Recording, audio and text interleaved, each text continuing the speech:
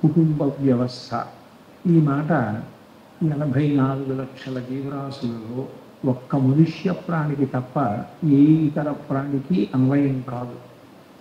సృష్టి అనేటువంటిది స్త్రీ పురుష సంబంధంగా ఉన్నప్పటికీ, అన్ని ప్రాణులు అట్లాగే ఉద్భవిస్తున్నప్పటికీ, ఎక్కడో కొన్ని సూక్ష్మాంగ జీవుల వంటివి మినహా మిగిలిన వాటన్నింటినీ కూడా ఈ స్త్రీ పురుష సంబంధంగానే సృష్టి జరిగిన ఒక్క మనుష్య జన్మలో మాత్రమే ఈ కుటుంబము అనే వ్యవస్థని పరమేశ్వరుడు ఏర్పాటు చేశాడు.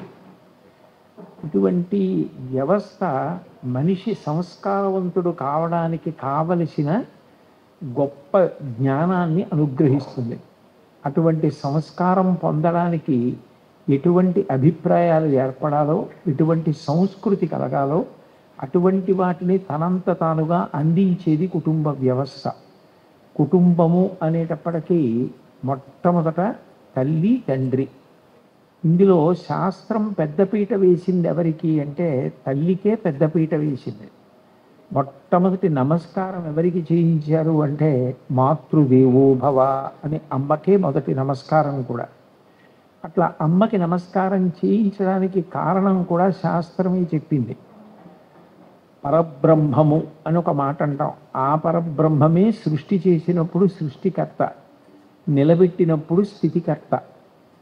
ఆయనే రాత్రివేళ నిద్రనిచ్చిన, జ్ఞానాన్నిచ్చి మళ్ళీ పుట్టవలసిన అవసరం లేని స్థితి కల్పించిన ప్రళయకర్త అంటాం. లోకంలో ఈ మూడు కూడా అన్వయం అయ్యేది ఎవరికి అంటే ఒక్క అమ్మకే అన్వయం అవుతాయి. ఆమె సృష్టికర్త. ఏ ప్రాణి అయినా తల్లి కడుపులో పెరగవలసి ఉంటుంది. అందులో మనుష్య ప్రాణి అనేటప్పటికీ 9 నెలలు అమ్మ కడుపులోనే జీవుడు పెరిగి పెద్దవాడై శరీరాన్ని సంతరించుకొని సప్తధాతువులు ఏర్పడిన తరువాత బయటికి వస్తాడు. శరీరం ఇచ్చేది అమ్మ కాబట్టి, శరీర నిర్మాణం అంతా అమ్మ కడుపులో జరుగుతోంది కాబట్టి అమ్మ సృష్టికర్త. తండ్రి ఎన్ని కోట్లకు పడగలెత్తిన వాడైనా అమ్మ కడుపులోంచి బయటికి వచ్చిన తరువాత అసలు ప్రాణములు నిలబడడం అన్న మాట ఎక్కడ అన్వయం అవుతుంది అంటే అమ్మ వలననే అన్వయం అవుతుంది. అమ్మ లేనినాడు అమ్మ కడుపులోంచి బయటికి వచ్చిన మనుష్య ప్రాణి బ్రతుకుతాడు అని చెప్పడానికి అవకాశం లేదు. ఎందుకనంటే నేను ఒకప్పుడు ఒక గొప్ప ఈ ప్రసూతి వైద్య నిపుణుడు ఒక ఆయన వ్రాసినటువంటి గ్రంథాన్ని చదవడం జరిగింది. అది ఆంగ్ల భాషలో ఉన్న గ్రంథం. ఆ గ్రంథంలో ఆయన ఒక విషయాన్ని ప్రస్తావించారు. దాదాపు 9 నెలలు కటిక చీకట్లో అమ్మ కడుపులో ఉన్నటువంటి ప్రాణి మొట్టమొదటిసారి బయటికి వచ్చినప్పుడు అంత వెలుతురు, అంత పెద్ద పెద్ద ప్రాణులు, తండ్రో ప్రసవం చేసినటువంటి వైద్యులో వైద్య సిబ్బందో వీళ్ళందరినీ చూసేటప్పటికీ ప్రధానంగా శరీరాన్ని నిలబెట్టేటటువంటి అవయవాలు అదుపు తప్పిపోయి అతని ప్రాణములే ఒగ్గడింపబడే స్థితి కలిగి మలమంతా గట్టిగా అయిపోయి ఊపిరాడని స్థితి కలిగితే అమ్మ స్తన్యంలోంచి కోలోస్ట్రం అనబడేటటువంటి పసుపు ఎరుపు కలిగినటువంటి ముద్ద మొట్టమొదటి పాల సమయంలో విడుదలవుతుందిట. దాన్ని చప్పరించిన కారణం చేత పిల్లవాడిలో ఉన్నటువంటి గట్టిపడిపోయిన ఆ మలం మెత్తపడి బయటికి వెళ్ళిపోయి అతని గుండె ఊపిరితిత్తులు అన్నీ పనిచేస్తాయి. అంటే అసలు అమ్మ లేనినాడు, అమ్మ స్తన్యము నుండి స్రవించేటటువంటి ఆ కోలోస్ట్రం తాగని నాడు పిల్లవాడు బ్రతుకుతాడు అన్న నమ్మకం కూడా లేదు. అందుకని బిడ్డ లోపల పెరగడానికి కారణమైన సృష్టికర్త అమ్మ. బయటికి రాగానే ప్రాణాన్ని నిలబెట్టేది అమ్మ. ఆ స్పర్శకి ఉన్న అనుభూతి భగవంతుడు ఎలా సృష్టించాడో తెలియదు కానీ అమ్మ చెయ్యి వేసి బిడ్డని దగ్గరికి లాక్కునేటప్పటికి ఆ పసిపిల్లవాడు అంత ఊరట చెందుతాడు. అంత ఊరట, అంత స్వాంతన అమ్మ స్పర్శ చేత కలుగుతాయి. అందుకని ఆమె స్థితికర్త. స్థితికర్త అంటే రక్షించువాడు అని, సాక్షాత్తు విష్ణు స్వరూపమైనది కాబట్టి స్థితికర్త అంటే నిలబెట్టువాడు, పోషించువాడు. అమ్మ విష్ణు స్వరూపమై స్థితికర్త అయి తన పాల చేత పుట్టినటువంటి ప్రాణిని రక్షిస్తోంది. అమ్మ పాలు ఇవ్వలేదనుకోండి, ఎన్ని కోట్లకు పడగలెత్తినవాడైతే మాత్రం తండ్రి ఆ ప్రాణిని కాపాడగలడు. అందుకని అసలు ప్రాణి నిలబడింది అంటే స్థితికర్త అయినటువంటి అమ్మ వలన నిలబడింది. పిల్లవాడు తెలియక ఏదో ఇంటికి బంధువుల పిల్లలు వచ్చారని వాళ్ళతో ఆడుకుంటూ ఉంటే పిల్లవాడు నిద్ర పోకపోతే వాడికి వేడి చేస్తుంది, దగ్గొస్తుంది అని జో కొట్టి జోలపాట పాడి నిద్రపుచ్చేది ఎవరు అంటే అమ్మ. స్వల్పకాలిక లయము అని రాత్రివేళ అన్ని కోట్ల ప్రాణులకు నిద్రాకాలిక సుఖాన్ని ఇచ్చి ఆ నిద్రాకాలమునందు ఇంద్రియములకు కలిగిన బడలిక అంతటినీ తీసేసి మళ్ళీ శక్తినిచ్చేవాడు ఎవరు అంటే శివుడు. నిద్ర పుచ్చుతోంది కాబట్టి నిద్రపోతున్నటువంటి పసిబిడ్డ ఉలిక్కి పడితే తన చెయ్యి వీపు మీద వేసి జో కొట్టి పిల్లవాడికి నిద్రాభంగం కాకుండా రక్షించుకొని పిల్లవాడి ఎదుగుదలకి కారణమవుతోంది. కాబట్టి అమ్మ ప్రళయకర్త, సృష్టికర్త అమ్మయే, స్థితికర్త అమ్మయే, ప్రళయకర్త అమ్మయే. పెరిగి పెద్దవాడైన తరువాత మన కంటికి కనపడనటువంటి వాడు, మనకి తెలియనిటువంటి వాడైన పరబ్రహ్మం ఒకడు ఉన్నాడని, ఆ పరబ్రహ్మాన్ని చేరుకొమ్మని గురువుగారు ఎట్లా ఉపదేశం చేస్తారో అట్లా నీకు నాకు కూడా రక్షకుడు, పోషకుడు, ధారకుడు తండ్రి. అటువంటి తండ్రిని నువ్వు గౌరవించు. ఆయనకి నువ్వు స్వాంతన కల్పించిన నాడు, ఆయన పెద్దవారు అయిపోయినప్పుడు నీ భుజం మీద చెయ్యి వేసుకుని ఆయన ప్రశాంతత పొందితే, నేను ఇంత కష్టపడి నిన్ను కని పెంచి పెద్ద చేసినందుకు నాకు తృప్తి, పుట్టినందుకు నీకు తృప్తి అని తండ్రి ఎవరో పరిచయం చేసి చూపించేది అమ్మ. అందుకే గురువు జ్ఞానం ఇచ్చినట్టు జ్ఞానదాత మహేశ్వర, పరమశివుడు జ్ఞానమును కల్పించినట్లు తండ్రి ఎవరో తెలియచేస్తోంది కాబట్టి ఆమె మహేశ్వర స్వరూపం. అమ్మయే బ్రహ్మ, అమ్మయే విష్ణువు, అమ్మయే హరుడు శివుడు. కాబట్టి అమ్మని మించినటువంటి పరబ్రహ్మం లోకంలో లేదు. అటువంటి అమ్మ పరమ పూజనీయురాలు, ఎప్పుడూ గౌరవింపబడేది, ఎప్పుడూ పూజనీయురాలు ఎవరు అంటే అమ్మయే. అందుకే మాతృదేవో భవ, మొట్టమొదటి నమస్కారం ఎవరికి అంటే అమ్మకే మొదటి నమస్కారం. పైగా అమ్మ ఈ లోకంలో ఎవ్వరూ చెయ్యనటువంటి ఒక మహాత్యాగాన్ని చేసి బిడ్డని కంటుంది.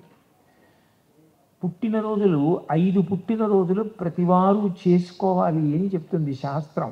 తన పుట్టినరోజు తాను చేసుకోవాలి. అట్లాగే తల్లికి పుట్టినరోజు చేయాలి, తండ్రికి పుట్టినరోజు చెయ్యాలి, గురువుగారి పుట్టినరోజు చెయ్యాలి, దైవం పుట్టినరోజు చెయ్యాలి. దైవానికి పుట్టినరోజు ఉంటుందా అంటే శ్రీకృష్ణాష్టమి, శ్రీరామనవమి, మహాశివరాత్రి, ఈ తిథులలో భగవంతుడు అవతారములుగా కిందకు వచ్చాడు కాబట్టి వాటిని కూడా చెయ్యాలి అని చెప్తుంది. ఈ 5 పుట్టినరోజులలో ఏ పుట్టినరోజు ఘనంగానే చేసుకుంటారు ఉన్నంతలో, కానీ 2 పుట్టినరోజులు చేసేది ఎవరికి అంటే అమ్మకొక్కదానికే చేస్తారు. తన పుట్టినరోజు అమ్మ పుట్టినరోజు. ఎందుకని అంటే నేను పుట్టినరోజు మా అమ్మ మరణించి మళ్ళీ పుట్టినరోజు. ఆమె బ్రతుకుతుందో బ్రతకదో ఎవ్వరికీ తెలియదు. అటువంటి స్థితిలో నేను వెళ్ళిపోయినా పర్వాలేదు, ఆయన వంశం నిలబడాలి, ఆయనకి బిడ్డనివ్వాలి అని చెప్పి బిడ్డని కనడానికి సిద్ధపడుతోంది తప్ప తన ప్రాణం పోతుందేమో ఒకవేళ ప్రసూతి సమయంలో అని గర్భం ధరించడానికి ఆమె తిరస్కరించలేదు. జనన మరణ సదృశమైనటువంటి ప్రసవ వేదనను పొంది మళ్ళీ బ్రతుకుతుందో బ్రతకదో తెలియకపోయినా తాను అంత క్లేశాన్ని అనుభవించి బిడ్డకి జన్మనిచ్చి నిజానికి వాడికి కృతజ్ఞత చెప్పడం రాకపోయినా ఆ బిడ్డని చూసుకుని మురిసిపోయి వాణ్ణి తడిమి పట్టుకుని ముట్టుకుని పాలిచ్చి తాను ధన్యురాలనైపోయానని పరవశించిపోగలిగిన గొప్ప త్యాగమూర్తి లోకంలో ఎవరు అంటే అమ్మ ఒక్కతే. అసలు అమ్మ అన్న మాటే త్యాగం దగ్గర ప్రారంభం. అందుకే అమ్మని మించిన దైవం లోకంలో లేదు అని శంకర భగవత్పాదులంతటి వారు మాతృకా పంచకం చేస్తూ ఒక మాట అంటారు. అంబేతి తాతేతి శివేతి తస్మిన్ ప్రసూతి కాలే యదవోచ ఉచ్చైః కృష్ణేతి గోవింద హరే ముకుందే త్యహోజనన్యైః రచితోయమంజలిః అంటారు. అమ్మా, నేను నా 2 చేతులెత్తి నమస్కరిస్తున్నాను. దీనికి అంటే ఒకనాడు నువ్వు కోరి తెచ్చుకున్న బాధ నన్ను కరణం కోసమని నువ్వు ప్రసూతి సమయంలో పడుతున్నటువంటి నిప్పి తట్టుకోలేక అమ్మా, తండ్రి, కృష్ణ, శివ, గోవింద అంటూ ఎంత గట్టిగా అరిచావు. అలా అరుస్తున్నప్పుడు అక్కడ ఉన్న వైద్యులు మొదలైన వారు నువ్వే కాదులే అమ్మా, చాలామంది ప్రసవించారు, అంత గట్టిగా అరవకు అని విసుక్కుంటుంటే ఎంత నిప్పి తట్టుకుని నన్ను ప్రసవించి ఎంత నెత్తురు పోగొట్టుకుని నన్ను చూసి మురిచిపోయావు. అటువంటి నీకు నేను ఏమి ఇవ్వగలను? అందుకని రచితోయమంజలి, 2 చేతులు శిరస్సు మీద పెట్టి నీకు నమస్కారం చేయడం తప్ప నీ రుణాన్ని తీర్చుకోలేను. శాస్త్రం పితృరుణం తీరిపోవడానికి కూడా ఒక యజ్ఞం చెప్పింది. ఆ యజ్ఞం చేస్తే తండ్రి గారి రుణం తీరిపోతుంది. సౌత్రామణి అని అది చేస్తే పితృరుణం తీరిపోతుంది. మాతృరుణం తీరడానికి ఇక ఏ విధమైనటువంటి యజ్ఞయాగాది క్రతువులు లేవు. అమ్మ రుణం తీర్చుకోవడం అన్న మాట మనుష్య జన్మలో సంభవం కాదు. అమ్మ రుణం తీర్చుకోవడం సన్యాసాశ్రమ స్వీకారం చేసిన వారికి కూడా సంభవం కాదు. అందుకే పీఠాధిపత్యం స్వీకరించిన వారు కూడా పూర్వాశ్రమంలో అమ్మగారు దర్శనానికి వస్తే లేచి నిలబడాలి. అదే పూర్వాశ్రమంలో తండ్రి గారు దర్శనానికి వస్తే సన్యాసాశ్రమ స్వీకారం చేసి పీఠాధిపతి అయిన వ్యక్తి లేచి నిలబడరు. కానీ తల్లిగారు వస్తే మాత్రం లేచి నిలబడాలి. అంటే తల్లికి పీఠాధిపతి అయినా కూడా అంత గౌరవము ఇవ్వవలసింది. అంటే తల్లి అంత గొప్పది.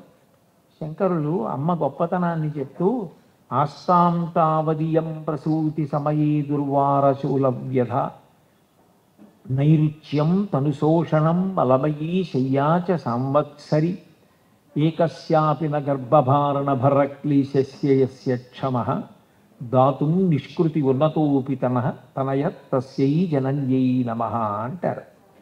అమ్మా, లోకంలో నువ్వు పొందినంత కష్టం నన్ను ప్రసవించడంలో ఇక నాతో అనుబంధం ఉన్న ఎవ్వరూ పొందరు. ఆస్తాం తావదియం ప్రసూతి సమయే దుర్వార శూలవ్యధ.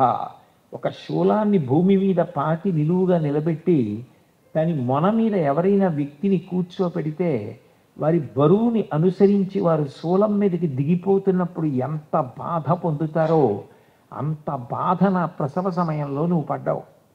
ఆస్తాం తావదియం ప్రసూతి సమయే దుర్వార శూలవ్యధ నైరుచ్యం తనుశోషణం బలమయీ శయ్యాచ సంవత్సరి. నన్ను నువ్వు గర్భంలో ధరించి ఉన్నప్పుడు నీకు రుచి తెలియలేదు. ఏదో సహించక తిన్నావు. తిన్నది వంట పట్టక వాంతులయ్యి. అయినా ఈ గర్భం తీసేసుకుంటే నేను హాయిగా ఉంటానన్న మాట అనకుండా నన్ను రక్షించుకోవడానికి నీకు రుచి తెలియకపోయినా వాంతులవుతున్నా ఏదో ఒకటి తిని నన్ను రక్షించుకోవడానికి ప్రయత్నం చేశావు. శరీరము వికారమును పొందింది, చెమటలు పట్టేవి, గబగబా నడవలేవు, కూర్చోలేవు, ఒంగోలేవు, పడుకోలేవు, పక్కకి తిరగలేవు, అంత బాధ. అయినా లోపల ఉన్న నేను తంతు ఉంటే ఆ కదులుతున్నటువంటి స్పర్శకి పాదం తగులుతున్న స్పర్శకి పరవశించిపోయావు. తంతున్నాడని లోకంలో ఎవరైనా తంతే కోపగిస్తారు. కానీ అమ్మ, నేను లోపల ఉండి తంతే నువ్వు సంతోషపడిపోయావు. తనుశోషణం మలమయీ శయ్యాచ సంవత్సరి అయ్యో అమ్మ కడుపులో ఉన్నానని తెలియదు, అజ్ఞానం అందామా. బయటికి వచ్చి నేను చేసిన ఉపకారం 1 సంవత్సరం నిద్ర లేకుండా చేశాను. ఎందుకని? శీతాకాలం లేదు, హేమంత ఋతువు లేదు. రాత్రి పడుకుంటే 5-6 మాటలు పక్క తడిపేస్తే, అమ్మ పక్కన పడుకుని అమ్మ చీర తడిపేస్తే, మళ్ళీ లేచి వెళ్ళి చీర మార్చుకోలేక ఆ తడిసిపోయిన చీర భాగాన్ని ఎత్తి పక్కకు పెట్టుకొని పొడిగా ఉన్న చీర ఒంటికి తగిలేటట్టుగా నిద్రపోయావు. అలా ఒళ్ళంతా తడిసిపోయింది. ఒంట్లో శరీరంలో పడుకుని ఉన్నప్పుడు, అమ్మ ఒళ్ళో ఉన్నప్పుడు ఇన్ని మాటలు మల విసర్జన చేసేశాను. ఇన్ని మాటలు శరీరాన్ని శుభ్రం చేసి తన చేయి కడుక్కుని ముద్దు పెట్టుకుని విసుక్కోకుండా ఎంత కష్టపడి పెంచి పెద్ద చేశావు. నాకెక్కడ వేడి చేస్తుందో, నాకెక్కడ వాతం చేస్తుందో, నాకెక్కడ పడిశం పడుతుందోనని నీకు ఇష్టమైన పదార్థం కూడా తినకుండా పచ్యం చేశావు. నైరుచ్యం తనుశోషణం మలమయీ శయ్యాచ సంవత్సరి. నేను చేసిన మహోపకారం ఏమిటంటే సంవత్సరం పాటు నా మలం నిండిన పక్క మీద నువ్వు పడుకునేటట్టు చేశాను. అయ్యో ఇంత గొప్ప తల్లి నాకు జన్మనిచ్చిందని, ఆమె పడుకున్న శయ్య మీద నేను మల విసర్జన చెయ్యకూడదని నాకు తెలియక మల విసర్జన చేశాను. అట్లా 1 ఏడాది పాటు నీకు అపచారం చేశాను. పెద్దవాడిని అవుతుంటే, నువ్వు పాలిస్తూ ఉంటే, ఏ గుండెల నిండా ప్రేమ పెంచుకుని నన్ను కడుపులో ధరించి ప్రసవించి పాలిచ్చి పెంచి పోషిస్తున్నావో ఆ గుండెల మీద కాలుతో తంతు నీకు ప్రాణం కన్నా ఎక్కువైన మంగళసూత్రాన్ని చేత్తో పట్టుకు లాగాను. అయినా నేను తన్నిన పాదాన్ని అరికాలు ముద్దు పెట్టుకున్నావు.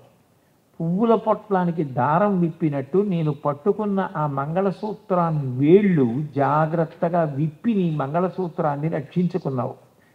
ఎవరమ్మా నీ ఎంత క్షమాగుణం కలిగిన వాళ్ళు. ఏకస్యాపి న గర్భభారణ భరక్లేశస్య యస్య క్షమః.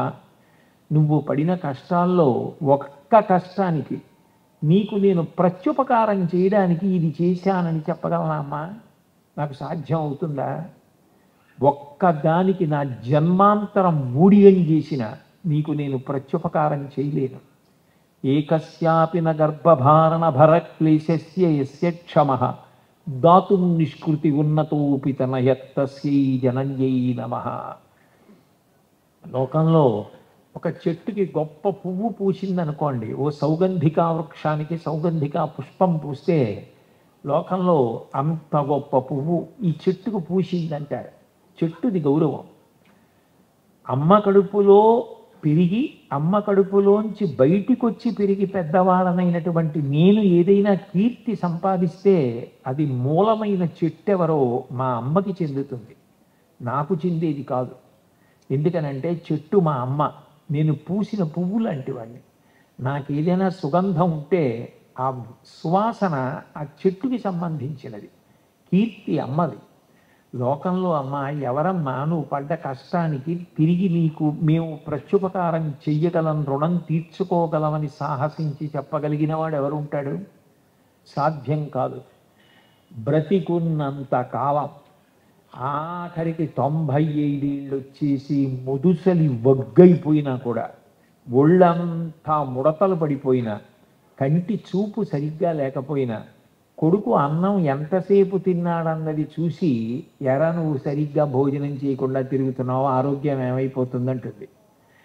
ఆఖరి ప్రాణం వెళ్ళిపోతున్నప్పుడు కూడా కొడుకు గురించే బెంగపెట్టుకుంటుంది, ఆ కూతురు గురించే బెంగపెట్టుకుంటుంది. అటువంటి అమ్మకి ఏమి ఇచ్చి రుణం తీర్చుకుంటాం? రామచంద్రమూర్తి అంతటి వాడు రామాయణ అయోధ్యకాండలో ఒక మాట అంటాడు, నా సుప్రతికరం తత్తు మాత్రా పిత్రాచ యత్కృతం అన్నాడు. లోకంలో ఎవడికైనా కృతజ్ఞత చెప్పచ్చేమో, కానీ అమ్మకి నాన్నగారికి కృతజ్ఞత ఏ రకంగా చెప్తావు? వాళ్ళు చేసిన ఉపకారాలు ఎన్ని ఉపకారాలు, ఎంత సేవ, వాళ్ళకి ఏమి ఇచ్చి రుణం తీర్చుకుంటావు? సాధ్యమయ్యే విషయమా? ఎంత శుశ్రూష చేసినా ఎంత సేవ చేసినా వాళ్ళ రుణం తీరేది కాదు. అంత గొప్పది అమ్మ. అందుకే నిరంతరం ఆశీర్వచనం ఇవ్వగలిగినటువంటి నిధి ఎవరు అంటే అమ్మ ఒక్కతే.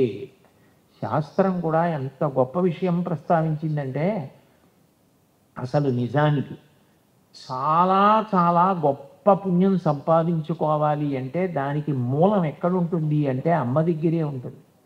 అమ్మ చుట్టూ తిరిగి ఒక్క ప్రదక్షిణం చేస్తే, ఆఖరికి అమ్మకి ఒంటి మీద తెలివి లేకపోయినా అప్పుడే అన్నం తిని నాకు మళ్ళీ అన్నం పెట్టండి ఆకలేస్తోంది అని అనేటటువంటి స్థితిలో అమ్మ ఉన్నా, అటువంటి వారిని నేను ఒకరిని చూశాను. అమ్మకి ప్రదక్షిణం చేసి ఒక్క నమస్కారం చేస్తే భూప్రదక్షిణ శక్తిన భూమికి 6 మార్లు, కాశీయాత్రాయుతేన చ సేతు స్నాన శతైర్యచ్చ 21 మాటలు భూమికి ప్రదక్షిణం. అట్లాగే ఆ సముద్ర స్నానం రామేశ్వరం వెళ్ళి 100 పర్యాయాలు చేసినటువంటి ఫలితం తత్ఫలం మాతృవందని, అమ్మకి నమస్కారం చేసిన చేత కలుగుతోంది. పరదేవత విజయవాడ పట్టణం సాక్షాత్ ఇంద్రకీలాద్రి మీద కనకదుర్గమ్మ వెలిసి ఉన్నటువంటి పట్టణం. అటువంటి కనకదుర్గమ్మ కూడాట అమ్మని తీయాలంటే చాలా భయపడుతుందిట. ఎన్నేళ్ళు వచ్చినా అమ్మని తీసేస్తే వీడు బావురుమంటాడు. అమ్మా అని పిలవడానికి మనిషి లేకపోతే వీడికి జీవితంలో గొప్ప శాంతి స్థానం, స్వాంతన స్థానం పోయినట్టు. నేను ఈ అమ్మని తీసేసుకున్నప్పుడు వాడు ఒకవేళ నా దగ్గరికి వచ్చి అమ్మా నిన్ను నమ్ముకున్నానే, మా అమ్మని ఎందుకు తీసుకెళ్ళావు అని అడిగితే నేను వాడికి ఏమని జవాబు చెప్పను అని ఆలోచించి 4 అమ్మల్నిచ్చి తీసుకుంటుందట. అందులో మొట్టమొదటి అమ్మ ఎవరు అంటే గోమాత. గోమాత యందు మాతృమూర్తి ఉంటుంది. శరీరం వదిలిపెట్టిన తర్వాత పితృదేవతలు గోవు యందు లయమవుతారు. కాబట్టి గోసేవ మాతాపితృల యొక్క సేవ. అమ్మ పుట్టినరోజు వచ్చింది అంటే ఎంత పెద్దదైపోయినా కొట్టుకుపోయి మధుర పదార్థం తెప్పించి కొడుక్కో కూతురుకో పెట్టకుండా ఉండలేదు. అట్లాగే పుట్టినరోజు నాడు ఆవు దగ్గరికి వెళ్ళి ఆవు పాలు తాగితే అమ్మ పెట్టిన మధుర పదార్థం తిన్నట్టే. అందుకని గోమాతనిచ్చింది. ఎప్పుడూ నీకు దగ్గరగా అమ్మనుంచుతాను అని భూమాతనిచ్చింది. అట్లాగే నీకు పిలిస్తే పలకడానికి నేను ఉంటాను అని చెప్పి లోకమాత కనకదుర్గమ్మ అయి ఆవిడ ఇంద్రకీలాద్రి పర్వత శిఖరం మీద కూర్చుంది. అక్కడికి 3 తల్లులు ఇచ్చింది.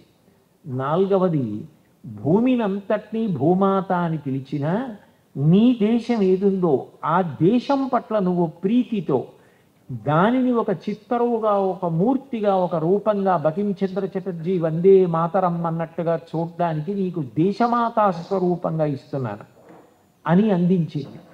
4 తల్లుల్ని ఇచ్చి తప్ప తల్లిని తీసుకోవడానికి అమ్మవారు కూడా సాహసించదట. అంటే అమ్మ యొక్క స్థానం అంత గొప్పది. మీరు ఈ దేశంలో ఎంతటి మహాత్ములైనా కానివ్వండి, అమ్మని గౌరవించకుండా ఉండడం అన్న మాట ఈ లోకంలో లేదు. దక్షిణ దేశంలో అరుణాచలంలో భగవాన్ రమణులు అంత గొప్పవారు అయినా చిట్ట చివర అమ్మగారి యొక్క శరీరాన్ని భూమిలో ఉంచి మాతృభూతేశ్వరాలయం నిర్మాణం చేశారు. కంచి కామకోటి 68వ పీఠాధిపతులు నడిచిన దేవుడు అని కీర్తి వహించారు. జడలు వీడి బాల చంద్రుని విడనాడి గౌరి వీడి మరియు గంగ వీడి భువిని వెలసినట్టి భవునవు నీవందు చంద్రశేఖరీంద్ర సంయమీంద్ర అంటారు. పరమశివుడు సాక్షాత్తుగా జటల్ని వదిలిపెట్టేసి చంద్రవంకని పక్కన పెట్టేసి గంగమ్మను వదిలేసి అర్ధశరీరంలో పార్వతీదేవిని పక్కన పెట్టేసి ఒక సన్యాసి రూపంలో భూమి మీద తిరిగితే అదే చంద్రశేఖరేంద్ర సరస్వతి మహాస్వామి వారంటారు. అటువంటి చంద్రశేఖరేంద్ర సరస్వతి మహాస్వామి వారు కూడా పక్కన శిష్యులు జయేంద్ర సరస్వతి, శంకర విజయేంద్ర సరస్వతి చెన్నై వెళతానంటే వెళ్ళిపోమ్మని అనుమతిచ్చి ఆఖరణ ఇంకా శరీర త్యాగం చేసేస్తున్నాను అన్న సమయంలో జన్మనిచ్చినటువంటి తల్లిగారు మహాలక్ష్మమ్మ గారి చిత్రపటాన్ని తెప్పించుకొని చిట్ట చివరి నమస్కారం అమ్మగారికి చేశారు. కలవై వంక తిరిగి గురువు గారికి చేశారు. ఒకరు నాకు శరీరాన్ని ఇచ్చిన తల్లి, ఇంకొకరు ఇక శరీరంలోకి రాకుండా జ్ఞానం ఇచ్చినటువంటి గురువు. ఇద్దరికీ నమస్కారం చేసి సిద్ధి పొందారు. ఎంతటి మహాత్ములు కానివ్వండి, అమ్మ అన్న మాటకి అంత గౌరవం ఇచ్చారు. సాక్షాత్తు శివస్వరూపమైన శంకర భగవత్పాదులు అమ్మగారి అంత్యేష్టి సంస్కారం కోసం యోగ మార్గంలో వచ్చి అమ్మకి అంత్యేష్టి సంస్కారం చేశాడు. అమ్మ అన్న మాట అంత గొప్పది. అమ్మ సాక్షాత్ త్రిమూర్త్యాత్మక స్వరూపం. అమ్మ చెప్పనిది, అమ్మ పెట్టనిది లోకంలో ఒంటికెక్కదు. రామాయణంలో ఒక శ్లోకం ఉంది, అది ప్రతి తల్లి నేర్చుకోవాలి అని చెప్తుండేవారు మహాస్వామి గారు. చిన్నతనంలో అమ్మ నువ్వు బొట్టు పెట్టుకోవాలి అని చెప్పింది అనుకోండి, అది అలవాటు అయిపోతుంది. అమ్మ చెప్పిన మాట, అమ్మ ఇచ్చినదేదో అది చద్దెన్నపు మూట. అమ్మ చద్దెన్నపు మూట ఇస్తే ఆ చద్దెన్నం తిని అతను క్షేమంగా సంతోషంగా ప్రయాణం చేసి తన కార్యాన్ని నెరవేర్చుకుంటాడు. శ్రీరామాయణంలో రాముడు అంత గొప్పవాడవడానికి కారణం కౌసల్య చెప్పినటువంటి మాట. రాముడు అరణ్యవాసానికి బయలుదేరుతుంటే చిట్ట చివర కౌసల్య పిలిచి ఒక మాట అంది, యం పాలయసి ధర్మం త్వం ధృత్యాచ నియమేన చ సవై రాఘవశార్దూలా ధర్మస్వాం అభిరక్షతు అంది. ఓ రామ, ఇంతకాలం నువ్వు ధర్మాన్ని పరిపాలన చేశావు, ధర్మానుష్ఠానం చేశావు, మంచిదే. కానీ కాలం కలిసి వచ్చింది, ధర్మాన్ని అనుష్ఠించావు. దశరథ మహారాజు గారి పెద్ద కొడుకువి, జనకుడికి అల్లుడివి, సీతమ్మకి భర్తవి, లక్ష్మణ భరత శత్రుఘ్నులకు అన్నగారివి. ఇప్పటి వరకు నీకు ఏ ప్రతిబంధకం లేదు, ధర్మాన్ని పాలించావు. కానీ ఇప్పుడు అరణ్యవాసానికి వెళుతున్నావు. ప్రతి రాత్రి రాక్షసుల అరుపులు, మృగాల అరుపులు వినపడుతూ ఉంటాయి. నీ ఆహారం నువ్వు సంపాదించుకోవాలి. వర్ష ఋతువులో ఆహారం దొరకకపోతే నువ్వు తీసుకొచ్చి నిలవ పెట్టుకున్నటువంటి పిండి ముద్దలు, గారపిండి ముద్దలు తిని బ్రతకాలి. అప్పుడు నేను ఎందుకు అనుష్ఠించాను ధర్మం, ఎందుకు నాన్నగారు చెప్పిన మాట వినాలని ధర్మం పట్టుకుని అరణ్యానికి వచ్చానని నీకు ధర్మం మీద కోపం వస్తుంది. కానీ ఒక్కటి గుర్తుపెట్టుకో, ధర్మాన్ని ఇదే నమ్మకంతో, ధర్మాన్ని ఇదే ధైర్యంతో నువ్వు పట్టుకుంటే యుగాలు మారిపోయినా నీ కథ నిలబడిపోతుంది. యుగాలు మారిపోయినా నీ నామం నిలబడిపోతుంది. ఏ ధర్మాన్ని నువ్వు పట్టుకున్నావో ఆ ధర్మం నిన్ను కాపాడుతుంది. వృత్యాచ నియమేన చ ధర్మస్వామభిరక్షతు, ఆ ధర్మమే నిన్ను కాపాడుగాక అని చెప్పింది అమ్మ చెప్పిన మాట. లేకపోతే రామాయణంలో నిజానికి రామచంద్రమూర్తి ధర్మాన్ని వదిలిపెట్టేస్తాను అని ఒక్క మాట అంటే కొన్ని కాండలే లేవు రామాయణంలో. నాకు సుగ్రీవుడితో స్నేహం అక్కర్లేదు, వాలితో స్నేహం చేసుకుంటానంటే వాలి చిటిక వేస్తే రావణాసురుడు సీతమ్మని తెచ్చాపజెప్పేస్తాడు. కానీ ధర్మం తప్పిన వాలితో స్నేహం కన్నా ధర్మంలో ఉన్న సుగ్రీవుడితో స్నేహం చేస్తానని చేసుకోబట్టి సుందరకాండ, యుద్ధకాండ వచ్చాయి. 2 కాండలు వచ్చినా అంత కష్టపడిన ధర్మానికే ఆయన విలువనిచ్చాడు అంటే అమ్మ మాట. ఛత్రపతి శివాజీ జీవితంలో అంత గొప్ప స్థితిని పొందడానికి కారణం తల్లిగారి మాట. లోకంలో ఎక్కడ చూసినా అమ్మ అన్న మాట అంత గౌరవనీయం. ప్రత్యేకించి సనాతన ధర్మంలో ఇక అమ్మని మించినటువంటి దైవం లోకంలో లేదు. మాతృసేవ చేసినటువంటి వాడు సమస్త దేవతల సేవ చేసేసిన వాడే. అమ్మని అంత ప్రేమగా చూడడం అంత గొప్ప. సాధారణంగా లోకంలో బహు ఐశ్వర్యవంతుడు, ఆయన చాలా చాలా గొప్పవాడు అని ఎప్పుడు అంటారంటే అమ్మ చేతి అన్నం తింటాడా అన్నదాన్ని బట్టి. ఎంత వయసు వచ్చిందన్నది కాదు, అమ్మకి నేను అన్నం పెట్టాను కాదు, అమ్మ ఉన్న ఇంట్లో తానుంటే అమ్మ కోడలు వంట చేస్తున్నప్పుడు వాడికి ఇది ఇష్టమమ్మా, వాడికి ఇది చేసి పెట్టు, చాలా రోజులైంది, వాడికి ఇలా పోపి ఇలా పులుపు ఉండేటట్టు చూడు అంటుంది. అమ్మ విస్తరి దగ్గరికి వచ్చి ఇంకొంచెం తినరా, ఇవాళ కోడలికి చెప్పి చేయించాను అని అమ్మ చేతిది తినగలిగితే ఎంతకాలం అమ్మ చేతి అన్నం తిన్నాడో అంతటి మహదైశ్వర్యవంతుడిని పిలుస్తారు. అంటే అమ్మ ఆయుర్దాయంలో తన పుణ్యం ఉంది, అమ్మ ఆయుర్దాయంలో తన యొక్క సౌభాగ్యం ఉంది. అమ్మ అంత గొప్పది. కుటుంబంలో మొదటి వ్యక్తి ఎవరు అంటే అమ్మ. రెండవ వాడెవరు అంటే తండ్రి గారు. తండ్రి సాక్షాత్తుగా శంకరుడే అని చెప్పింది వేదం. నమ శివాయచ శివతరాయచ అని అష్టమానువాకం పూర్తి చేస్తూ నమ శంభవీచ మయోభవీచ నమ శంకరాయచ మయస్కరాయచ నమ శివాయచ శివతరాయచ శంకరాయ చ, సమస్త సుఖములకు ఉత్పత్తి స్థానమైనటువంటి శంభుమూర్తి అందరికీ కూడా సుఖాన్ని కల్పించడం కోసం సాక్షాత్తు శంకరుడై ఉంటాట. ఇంట్లో తండ్రి గారు ఎవరు అంటే శంకరుడే.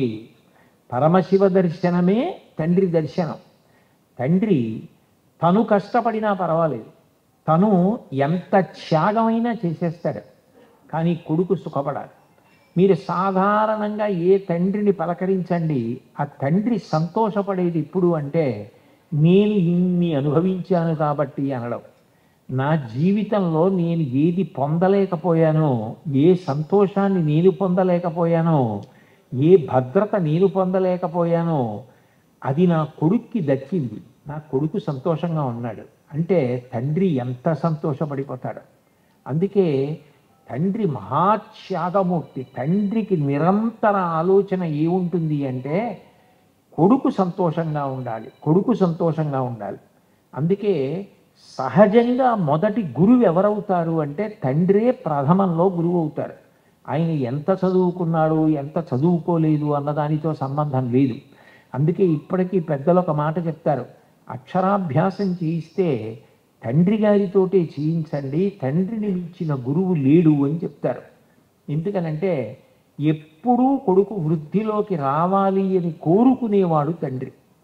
తాను ఎంత కష్టపడుతున్నా సరే, తనకి ఎన్ని ఇబ్బందులు ఎదురైనా సరే, కొడుకు సంతోషంగా ఉన్నాడు అంటే తండ్రి ఎంత సంతోషపడిపోతాడో.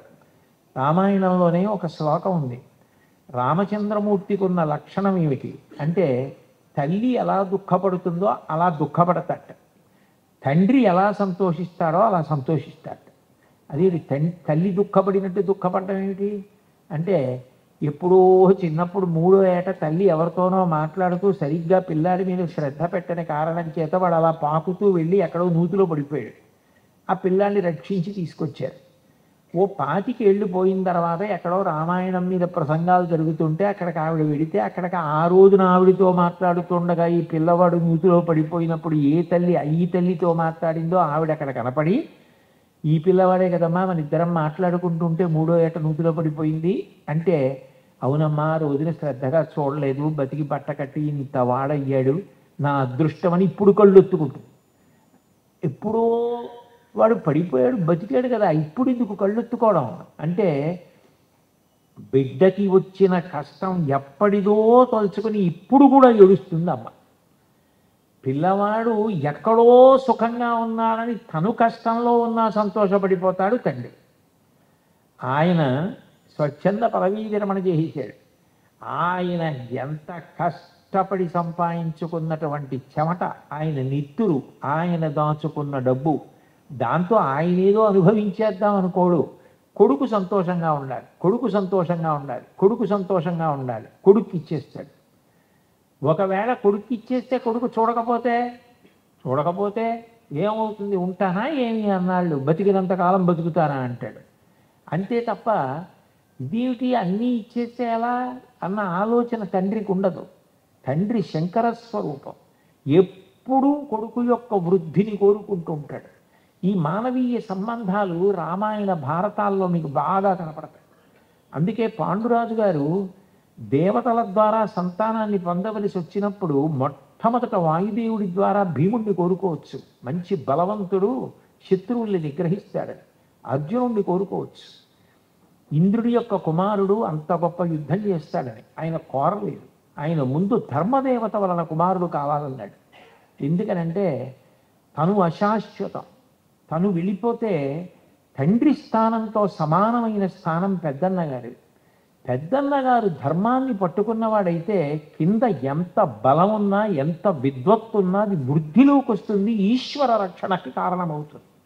కృష్ణుడు రక్షణ వహించాడు అంటే వాళ్ళందరూ ధర్మాన్ని పట్టుకున్నారు కాబట్టి. ధర్మం ఎందుకు పట్టుకున్నారు? మీరు మహాభారతం చదివితే ఆరణ్య పర్వంలోనూ అక్కడక్కడ భీముడు ఉద్రేకపడి ఈ అరణ్యవాసం వద్దు, అజ్ఞాతవాసం వద్దు, వెళ్ళి దుర్యోధనుడి మీద కలిగిపడిపోదాం అంటాడు. అన్నప్పుడల్లా ధర్మం పేరు చెప్పి ఆపుతూ ఉంటాడు ధర్మరాజు. ధర్మరాజు ధర్మాన్ని పట్టుకున్నాడు కాబట్టి, తమ్ముళ్ళని నడిపించాడు కాబట్టి ధర్మం వైపుకి కృష్ణుడు నిలబడ్డాడు. గాంధారి దగ్గర ఆశీర్వచనం కోసం వచ్చాడు దుర్యోధనుడు యుద్ధానికి వెళ్ళేటప్పుడు. వచ్చి అమ్మకి నమస్కరించి, అమ్మ నేను విజయం పొంది రావాలని ఆశీర్వదించన్నాడు. అంటే గాంధారంది, పుత్ర ధర్మం ఎక్కడో విజయం అక్కడ, ధర్మం ఎక్కడో కృష్ణుడు అక్కడ. ధర్మము పాండవుల పక్షానుంది కాబట్టి కృష్ణుడు అక్కడున్నాడు. కాబట్టి నిన్ను వెళ్ళు యుద్ధానికి అనగలను తప్ప వెళ్ళి రా అని ఆశీర్వచనం చేయలేను. నీ ఎందు ధర్మము లేదు, వెళ్ళి రావంది. అంత తల్లైనా కూడా. అంటే పైన ధర్మం పట్టుకుని ఉందనుకోండి, కింద ఏదున్నా శోభిల్లుతుంది. ధర్మం లేనినాడు కింద ఎన్ని శక్తులున్నా అవి రక్షింపబడవు. అందుకే ముందు ధర్మరాజు గారు పెద్ద కొడుకుగా రావాలని కోరుకుని రక్షించుకున్నాడు. ఆపద గడవం బెట్టను ఓపి శుభంబైన దాని నడగుప్పను పాండుక్ష్మాపాలుడు నిన్ను చూపి చలియ మహాత్మా అంటాడు ధర్మరాజు గారు కృష్ణుడితో మాట్లాడుతూ. పాండురాజు గారు, మా నాన్నగారు నిన్ను చూపించి వెళ్ళిపోయాడు కృష్ణ, మాకు నువ్వే మాకన్నీ అంటాడు. కృష్ణుడు అంత కష్టపడి వాళ్ళని రక్షించాడంటే ఆ ధర్మం కారణం. ఆ ధర్మదేవత పెద్ద కొడుకై ఉన్నాడు కాబట్టి పాండురాజు గారికి వాళ్ళు విజయం సాధించారు. తండ్రి అంత దూరదృష్టితో బిడ్డని రక్షించుకోవడానికి ప్రయత్నిస్తాడు. తండ్రిలా తాపత్రయం, ఆ శోకం ఉన్నవాడు ఉండడు. అందుకే వ్యసనేషు మనుష్యాణం భృశం భవతి దుఃఖిత ఉత్సవేషు చ సర్వేషు పితేవ పరితుష్యతి. కొడుకు సంతోషపడిపోతుంటే తండ్రి తాను ఎంత ఆనందపడిపోతాడో. తనకున్నవన్నీ అమ్మేశాడు, ఇల్లు తాకట్టెట్టేశాడు, కొడుకుని ఎక్కడో విదేశాలకు పంపించాడు. వాడు అక్కడికి వెళ్ళి రావడానికి సెలవు లేదని అక్కడి నుంచి ఉత్తరం రాసి, నాన్నగారు నేను పడవంత పెద్ద వాహనం కొనుక్కున్నానండి, ఇందులో తిరుగుతున్నానండి, ఇక్కడ ఎంతో సంతోషంగా ఉన్నానండి, ఇంత డబ్బు వస్తోందండి ఉత్తరం రాస్తాడు. ఈ పెద్ద ఆయన ఏం అనుభవిస్తున్నాడు ఇక్కడ? రోహిణీ కార్తీలో నెత్తి మీద ఉత్తరీయం వేసుకుని ఎదురింటికి వెళ్ళి తలుపు కొట్టి వాళ్ళ దగ్గరికి వెళ్ళి, మా అబ్బాయి ఇంత గొప్ప స్థితిలో ఉన్నట్ట, ఇదిగో ఈ చిత్రపటం చూడండి, ఇంత పెద్ద వాహనం కొనుక్కున్నట్టు అంటాడు. ఈయనేం సాధించాడు? ఈయనకి జ్వరం వస్తే మాత్ర పట్టుకొచ్చేవాడేడి, ఈయనకి కాళ్ళు నొక్కేవాడేడి? అవక్కర్లా. వాడు సంతోషంగా ఉన్నాడా లేదా? అందుకని తండ్రి ఎవరు అంటే శంకరాయచ, సాక్షాత్తు శివుడు నీ ఇంట తండ్రిగా ఉన్నాడు. అటువంటి తండ్రిని గౌరవించడం, అటువంటి తండ్రి మాట వినడం నీ అభ్యున్నతికి కారణం. నాన్నగారి నోటి వెంట ఏది వచ్చిందో అది నీకు దీర్ఘకాలిక శ్రేయస్సుని కల్పిస్తుంది. అందుకే మనుష్య జీవితంలో, కుటుంబ వ్యవస్థలో పరమేశ్వరుడు పెట్టిన గొప్ప విలువ ఏది అంటే, దీర్ఘకాలిక ప్రయోజనం ఇచ్చేటటువంటి సమస్య కానీ సన్నివేశం కానీ ఏర్పడినప్పుడు దానికి పరిష్కారం సర్వోత్కృష్టంగా ఎవరు చెప్తారు అంటే తండ్రి చెప్తాడు. చూడండి, పత్నిని స్వీకరిస్తాడు పురుషుడు. ఆమె ఆ పురుషుని యొక్క శాంతికి కారకురాలు, ఆమెయే వంశానికి కారకురాలు, ఆమెయే ఇంటి కీర్తి ప్రతిష్టలకి కారకురాలు. తనకి కోడలుగా ఎవరు రావాలో నిర్ణయించేది మామగారు చేస్తాడు. నిజానికి చాలామంది శ్రీరామాయణంలో అనుకుంటారు, ఏదో రాముడు వెళ్ళాడు, శివధనుర్భంగం చేశాడు, వెంటనే పూలదండట్టుకుని సీతమ్మ వచ్చేసింది, ఆయన మెడలో వేసి సీతారామ కళ్యాణం అయిపోయింది అనుకుంటారు. అలా లేదు రామాయణంలో. నిజానికి జనక మహారాజు గారు శివధనుర్భంగం అయినప్పుడు గబగబా కలశ పట్టుకుని వెళ్ళాడు. మిగిలిన వాళ్ళందరూ స్పృహ తప్పిపోయారు ఆ శివధనుర్భంగమైన శబ్దానికి. ఉన్నవాళ్ళు రామలక్ష్మణులు, ఆ జనకుడు, విశ్వామిత్రుడు, నలుగురే స్పృహలో ఉన్నారు. గబగబా కలశ పట్టుకుని పరిగెత్తికి వెళ్ళాడు జనకుడు కన్యాదానం చేస్తానని. కానీ రాముడు తీసుకోలేదు. దీయమానాం నతుతదా ప్రతిజగ్రాహ రాఘవ అవిజ్ఞాయ పితుస్యంధ అయోధ్యాధిపతి ప్రభోహో అన్నాడు. అది బాలకాండలో లేదు, అయోధ్యకాండలో అనసూయమ్మతో మాట్లాడుతూ సీతమ్మ చెప్పింది. నాకు భార్య ఎవరు అన్నది కాదు ప్రశ్న, దశరథ మహారాజు గారికి కోడలెవరు అన్నది ప్రశ్న. నేను భార్యని స్వీకరిస్తే ఆయనకి కోడలవడం కాదు, ఆయన కోడల్ని ఎంచుకుంటే నాకు ధర్మపత్ని అవుతుంది. ఆయన కోడల్ని ఎంచవలసింది. నా జీవితానికి ఈమె సరిపోతుందా? ఎందుకనంటే 5 లక్షణములు కలిస్తేనే వివాహం చెయ్యాలి అని. ఆ 5 లక్షణములు కలిశాయా లేదా అన్నది ఎవరు చెప్పాలి? తండ్రి గారు నిర్ణయించాలి పెద్దలతో కలిసి. తుల్యశీల వయోవృత్తాం తుల్యాభిజన లక్షణాం రాఘవోర్హతి వైదేహీం తం చేయమసిచేక్షణ. శీలము, వృత్తము, వయస్సు, అభిజనము, లక్షణము అని ఇది ఉంటాయి. అందులో శీలము, స్వభావము ఇద్దరిది ఒకటేనా? వయస్సు ఆయన కన్నా ఆమె చిన్నదేనా? వృత్తము ఇద్దరి యొక్క నడవడి ఒక్కలా ఉంటుందా? అభిజనము ఇద్దరి వెనక వంశములు సరిపోయాయా? లక్షణము కాకి ముక్కుకి దొండపండని రేపు అనకుండా ఉండేటట్టుగా ఇద్దరి యొక్క రూపములు తుల్యముగా ఉంటాయా? ఇవి పెద్దలను సంప్రదించి నిర్ణయించవలసిన వాడు తండ్రి. ఆయన నడకుండా నేను పత్నిని స్వీకరించడం ఏమిటి? మా నాన్నగారు దశరథ మహారాజు గారికి కబురు చేయండి, మా నాన్నగారు ఒప్పుకుంటే అప్పుడు నేను ఈమెని వివాహం చేసుకుంటానన్నాడు.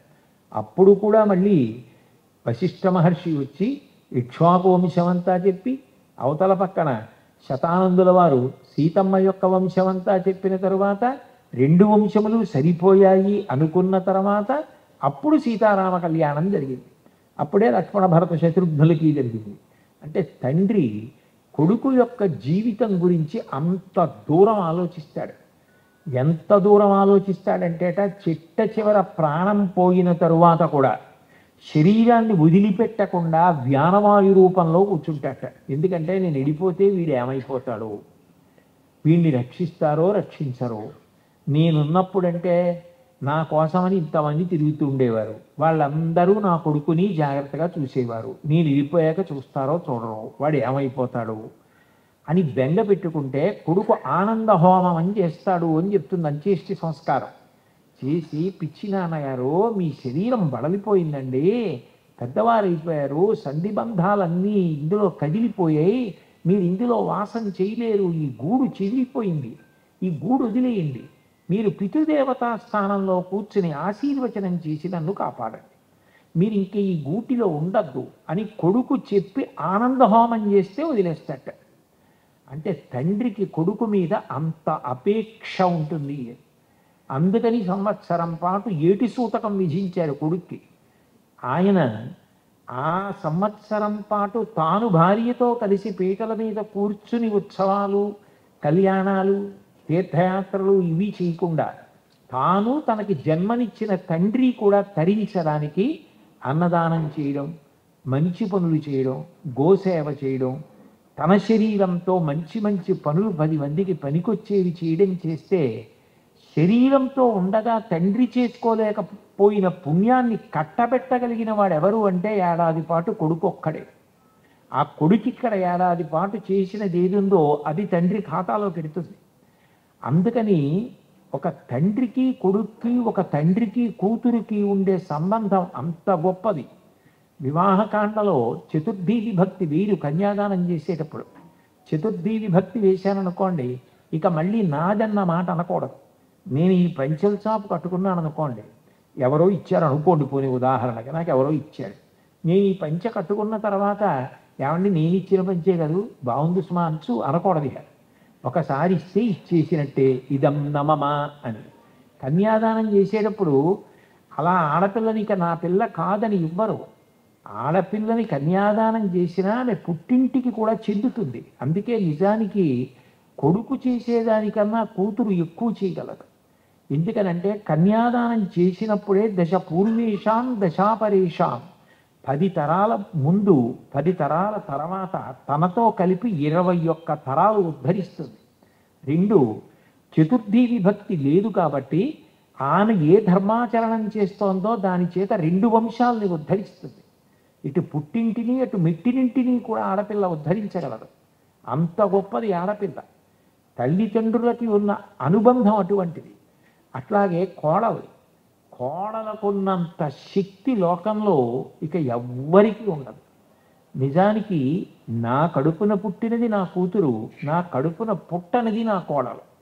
అయినా కూడా నేను నా శరీరం పడిపోయిన తరువాత ఎవరి నుంచి కోరుకుంటాను అంటే కోడల నుంచి కోరుకుంటాను. నాకు తర్వాత జరగవలసినటువంటి కార్యాలకి ప్రధానురాలు ఎవరు అంటే కొడుకు కాదు, కోడలు. ఆమె దీపం పెడితేనే పితృదేవతగా నన్ను ఉద్దేశించి కొడుకు చెయ్యవలసిన కార్యాలు. ఆమె దీపం పెట్టకపోతే కొడుకు కూడా ఏం చేయడానికి లేదు.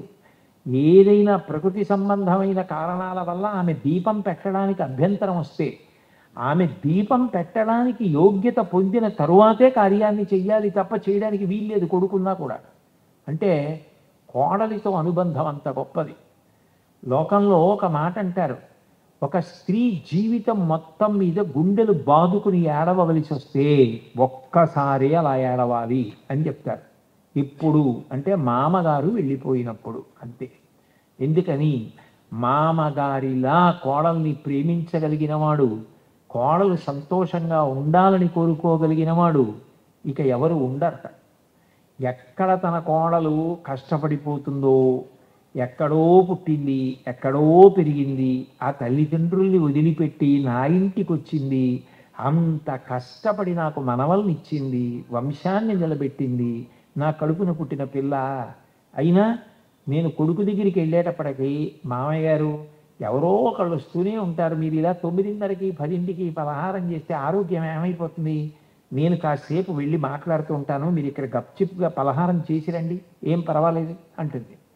ఎంత ప్రేమ! ఎక్కడ పుట్టిన పిల్ల ఇక్కడికి వచ్చి మామగారి మీద అంత ప్రేమ ఏమిటి, అత్తగారి మీద అంత ప్రేమ ఏమిటి, అత్తవారింటిని అంత ప్రేమగా చూసుకోవడం ఏమిటి.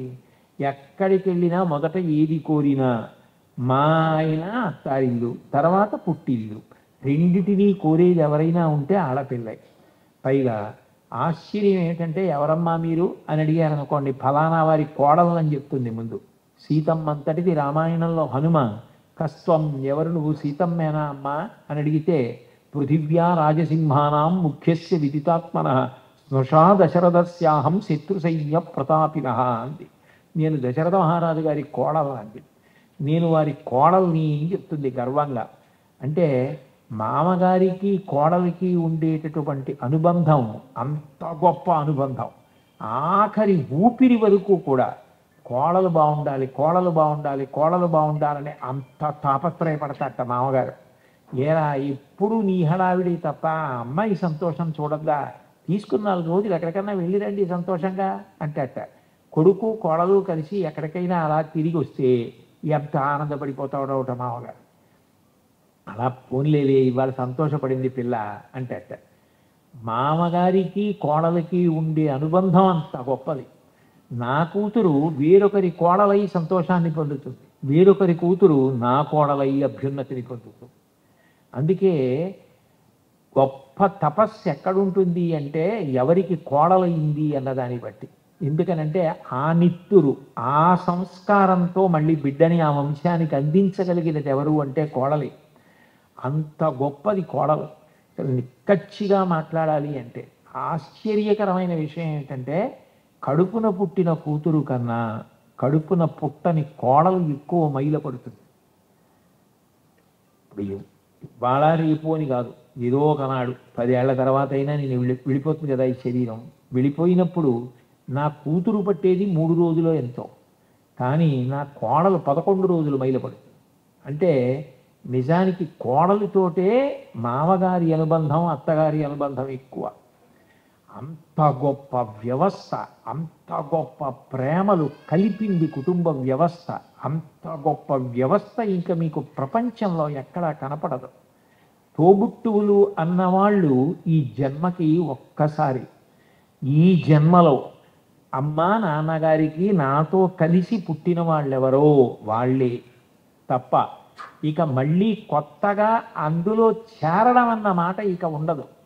రాముడంతటి వాడు లక్ష్మణస్వామి యుద్ధభూమిలో మూర్ఛపడిపోతే దేశే దేశే కళత్రాణి దేశే దేశే చ బాంధవాః తంతు దేశం నపశ్యామి యత్ర భ్రాత సహోదరః అన్నాడు. ఏ దేశం వెళ్ళినా భార్య పోతే భార్య దొరుకుతుందేమో, ఏ దేశం వెళ్ళినా స్నేహితులు దొరుకుతారేమో, ఏ దేశం వెళ్ళినా ధనం దొరుకుతుందేమో, కానీ తోడ పుట్టిన వాడు మాత్రం ఆ జన్మకంతే. ఇక మళ్ళీ ఆ అనుబంధాలు రమ్మంటే రావు. అందులో పెద్దవాళ్ళు అయిపోతున్నప్పుడు ఆ అనుబంధం చూసినప్పుడు ఎంత ఆనందంగా ఉంటుందో. మా కాకినాడ పట్టణంలో అన్నదమ్ములు ఉండేవారు. ఆ అన్నగారికి దగ్గరగా 70 ఏళ్ళు. ఏదైనా మంచి ఉత్సవం జరుగుతుంటే ఈ తమ్ముడు అన్నగారు బయలుదేరి వస్తున్నారు అనగానే వెళ్ళి వీధిలో నించునేవాడు. ఆయన కారు దిగ్గానే అన్నయ్య అన్నయ్య అని చేయి పట్టుకుని ఆ అన్నగారిని తీసుకొస్తుండేవాడు. నాకు ఎంత సంతోషంగా ఉండేదో చూడ్డానికి. ఎందుకనంటే ఒక వయసు వచ్చేసిన తరువాత కూడా అన్నయ్యని చూసేటప్పటికి తమ్ముడికి ఆ ప్రేమ, తమ్ముడిని చూసేటప్పటికి అన్నయ్యకి ఆ ప్రేమ, అన్నదమ్ములు కలిసి ఉండడం, అన్నదమ్ములు కలిసి మాట్లాడుకోవడం, అన్నదమ్ములు కలిసి సంతోషాన్ని అనుభవించడం ఎంత గొప్ప విషయం. సృష్టిలో ఏ ప్రాణికి లేదా అదృష్టం. తోబుట్టువులతో కలిసి సంతోషించడం అన్నది ఒక్క మనుష్య ప్రాణికి. ఇప్పుడు ఒక వ్యక్తికి 65 ఏళ్ళు వచ్చేసాయి అనుకోండి. 65 ఏళ్ళు వచ్చేసిన వాడు మహా ఉంటే ఇంకెంత ఉంటాడు? ఇంకో 15 ఏళ్ళు ఉంటాడు పోనీ అనుకోండి. 15 ఏళ్ళు ఉంటే ఆయన 7.5 సంవత్సరాలు నిద్రపోతాడు. ఎందుకనంటే చాలాసేపు పెద్దవాడు అవుతున్న కొద్దీ బడలిక నిద్ర ఎక్కువ ఉంటాయి. 7.5 సంవత్సరాలు ఉంటాడు. 7.5 సంవత్సరాల్లో ఆయన కాలకృత్యాలు, ఆయన స్నానం, ఆయన అనుష్ఠానం, ఆయన చదువుకోవడం ఇలాంటివన్నీ సగం తీసేస్తే ఏదో 3 సంవత్సరాలు ఉంటాడు. ఈ 3 సంవత్సరాల్లో అన్న తమ్ముడు రోజు కలిసి కూర్చోరు. ఆయన ఎక్కడో ఉంటాడు, ఈయన ఎక్కడో ఉంటాడు. ఎప్పుడో ఏడాదికి ఆయన ఈయన ఓ 5 రోజులు కలుసుకుంటే వాళ్ళిద్దరూ కలుసుకునేది ఇంకా మిగిలిన 3 ఏళ్లలో 3 5లు 15 రోజులు.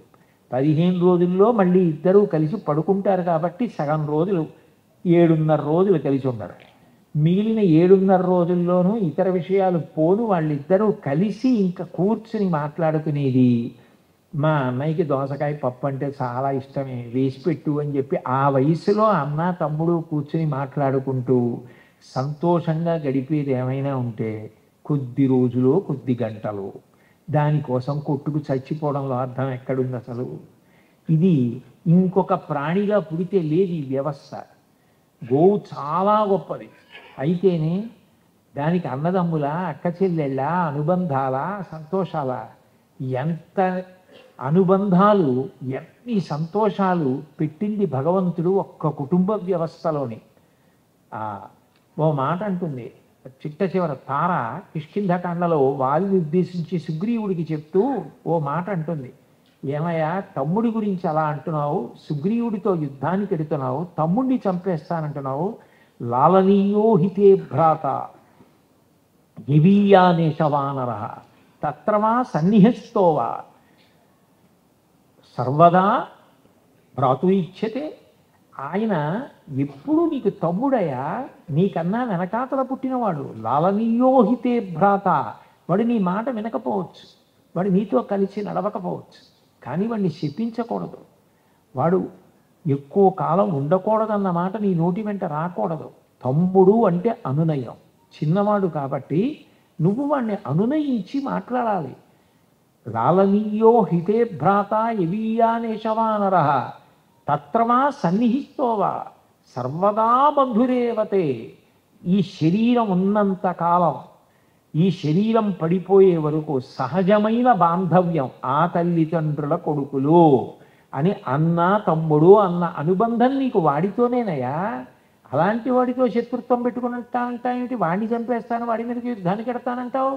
తప్పు, తమ్ముడిని అలా అనకూడదంటుంది. తార మాటలు రామాయణంలో మెరుపులు. తార ఎక్కడ మాట్లాడినా అలాగే మాట్లాడుతుంది. తార ఒకటి, సుమిత్ర ఒకటి, అంత గొప్పగా మాట్లాడతారు. ఆ అనుబంధాలు అంత గొప్పగా ఉంటాయి. భగవంతుడు ఆ కుటుంబ వ్యవస్థలో అలా ఎలా పెట్టాడో తెలియదు. సచిన్ టెండూల్కర్ తన జీవిత చరిత్ర ఇంచుమించుగా జీవిత చరిత్ర అనవచ్చు అలా వ్రాసుకున్నాడు ఆయన. ఆ వ్రాసుకున్న దాంట్లో ఆయన ఒక విషయం రాశారు, నా జీవితంలో అసలు ప్రధానమైనటువంటి కీలకమైనటువంటి మలుపు ఒకనాడు తిరిగింది అని చెప్పుకున్నారు. అచ్రేకర్ వాళ్ళ గురువు గారి దగ్గర క్రికెట్ నేర్చుకోవడానికి వెళ్ళారు ఆయన మొట్టమొదటిసారి. వెళ్ళినప్పుడు అచ్రేకర్ అక్కడ నిలబడి సచిన్ టెండూల్కర్ని ఆడమన్నారు. ఆడమంటే టెండూల్కర్ సరిగ్గా ఆడలేకపోయారు. ఆడలేకపోతే తీసుకెళ్ళినటువంటి టెండూల్కర్ అన్నగారు అజిత్ వంక చూసి అచ్రేకర్ అన్నారు, ఇంకా ఈ పిల్లవాడికి తగినంత పరిణతి లేదు, వచ్చే సంవత్సరం తీసుకురండి, జట్టులోకి తీసుకుంటానని నేను శిక్షణ ఇస్తానన్నారు.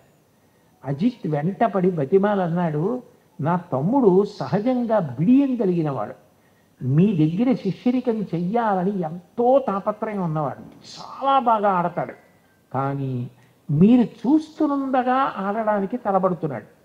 మీరు ఏమీ చూడనట్టు, మీరు ఎక్కడికో వెళ్ళిపోయినట్టు, అక్కడ ఆడుతున్న ఆట దగ్గరికి వెళ్ళిపోయి నించుని ఇక్కడ మా వాడి ఆట చూడండి, ఎట్లా ఉంటుందో చూసి అప్పుడు నిర్ణయం చెప్పండి అన్నాడు. అంటే అచ్రేకర్ సరే అట్లాగే చూస్తానని ఇంకొక చోట జరుగుతున్నటువంటి ఆట దగ్గరికి వెళ్ళి నిలబడి టెండూల్కర్ ఆట చూశారు. అక్కడ అచ్రేకర్ లేరు అనేటప్పటికీ టెండూల్కర్ అంత బాగా ఆడాడు. వెంటనే సంతోషించి అచ్రేకర్ ఈ పిల్లవాడిని తీసుకుంటున్నాను నా జట్టులోకి అన్నాడు. అంతే, టెండూల్కర్ జీవితం మలుపు తిరిగి చిట్ట చివరికి భారతరత్న కూడా పుచ్చుకున్నారు క్రికెట్లో. అంటే తోడ పుట్టిన వాడి సహకారం ఆ రోజున లేకపోయి ఉంటే, నా మీద ప్రేమతో అజిత్ అచ్రేకర్కి ఆ మాట చెప్పకపోయి ఉంటే నేను ఇవాళ జీవితంలో ఈ స్థానం పొంది ఉండేవాడిని కాను అని రాసుకున్నారు ఆయన. అన్నదమ్ములు అక్క చెల్లెళ్ళు అన్న మాటలు అంత గొప్పవి. వాళ్ళు ఇచ్చిన శాంతి ఎవరు ఇవ్వలేరు. ఆ అనుబంధాలు అంత గొప్పవి.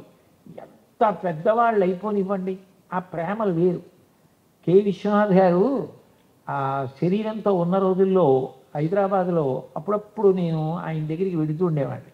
వారు కూడా అంత ప్రేమగా పాపం నా దగ్గరికి వస్తూ ఉండేవారు. నేను ఒకప్పుడు వారి ఇంటికి వెళ్ళాను. ఎందుకో వెళ్ళి కూర్చుని మాట్లాడుతుంటే ఏదో శ్రీశైలం మల్లికార్జునుడి గురించి వచ్చింది. వస్తే ఆ మల్లికార్జునుడి మీద ఉన్న చాటువులు వాటి గురించి నేను ఏదో మాట్లాడుతూ అందులో కొన్ని చెప్తుంటే ఆయన ఒక్క నిమిషం ఆగుతారా అని అడిగారు.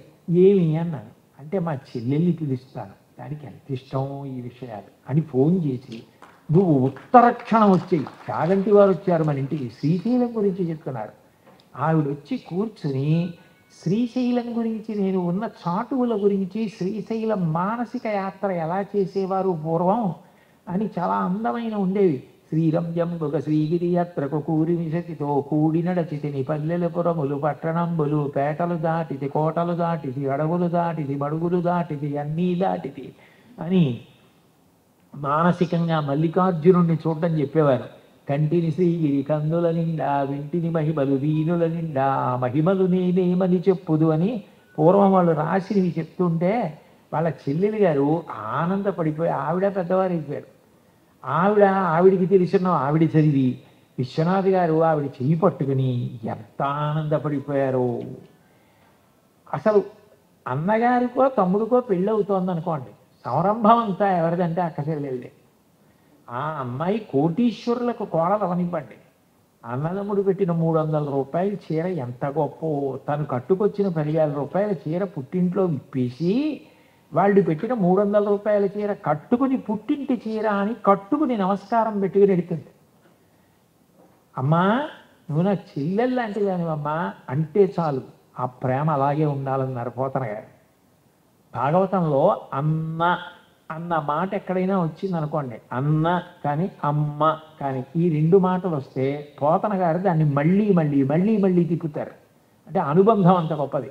అమ్మలగన్నయమ్మ ఊరమ్మల మూలపుటమ్మ చామ పెద్దమ్మ సురారులమ్మ కడుపారడి బుచ్చినయమ్మ అలా తిప్పుతారు. అమ్మ అన్న వచ్చింది అనుకోండి, 1కి 2 మాటలు అన్నయ్య అన్నయ్య అన్నయ్య అన్నారనుకోండి, మీరు ఏ ఉత్సవం ఏ పెద్ద పూజో జరుగుతున్నప్పుడు ఆవిడ మీకు జ్ఞాపకానికి వచ్చారనుకోండి, మీకు తెలియకుండానే అన్నయ్య అని మిమ్మల్ని పిలిచిన పిలుపు ఆవిడ దీర్ఘ సోమాంగల్యంతో పిల్లపాపలతో పసుపు కుంకాలతో అలా సంతోషంగా ఉండేటట్టు అనుగ్రహించని మీరు భగవంతుణ్ణి కోరకుండా ఉండలేరు.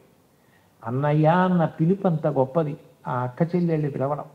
అందుకే పోతన గారు భాగవతంలో అంటారు, అన్నవు నీవు చెల్లెలికి అక్కట మన్నన చేయుటో మాడలిచ్చుటో చీరలిచ్చుటో మధుర మంజుల భాషలను ఆదరించుటో చేయక అంటారు. చెల్లెలికి ఏం పట్టుకెళ్ళాలి? చెల్లెలికి పట్టుకెళ్ళగలిగినంత ఐశ్వర్యవంతుడివి నువ్వు కావు, కానీ చెల్లెలి దగ్గరికి వెళ్ళేటప్పుడు అన్నయ్య అంటే ఉట్టి చేతులతో వెళ్ళట. ఎందుకనంటే మా అన్నయ్య వచ్చాడు అంటే చెల్లెలు సంతోషపడిపోతుందంటే ఏదో పట్టుకొచ్చారని కాదు, అయినా నా చెల్లెల దగ్గరికి వెళ్తున్నానని ఓ పండో ఓ కాయో ఓ మధుర పదార్థమో చీరో పసుపో కుంకమో పోనీ నువ్వు ఏమీ పట్టుకెళ్లకుండా వెళ్ళవలసిన పరిస్థితి అకస్మాత్తుగా వచ్చి విడితే మధుర మంజుల భాషలను ఆదరించుటో, మంచి మాటలు చెల్లెలతో మాట్లాడు, అంతేగాని అక్క చెల్లెలతో నువ్వు కఠినంగా మాట్లాడటం ఏమిటా? నీ తోడ పుట్టిన దానితోనే మాట్లాడకూడదు. ఇక నిన్ను ఎవరైనా అన్నయ్య అని పిలిస్తే ఇంకెంత ప్రేమగా ఉండాలి. అన్నయ్య అన్న మాట అసలు అంత గొప్పది.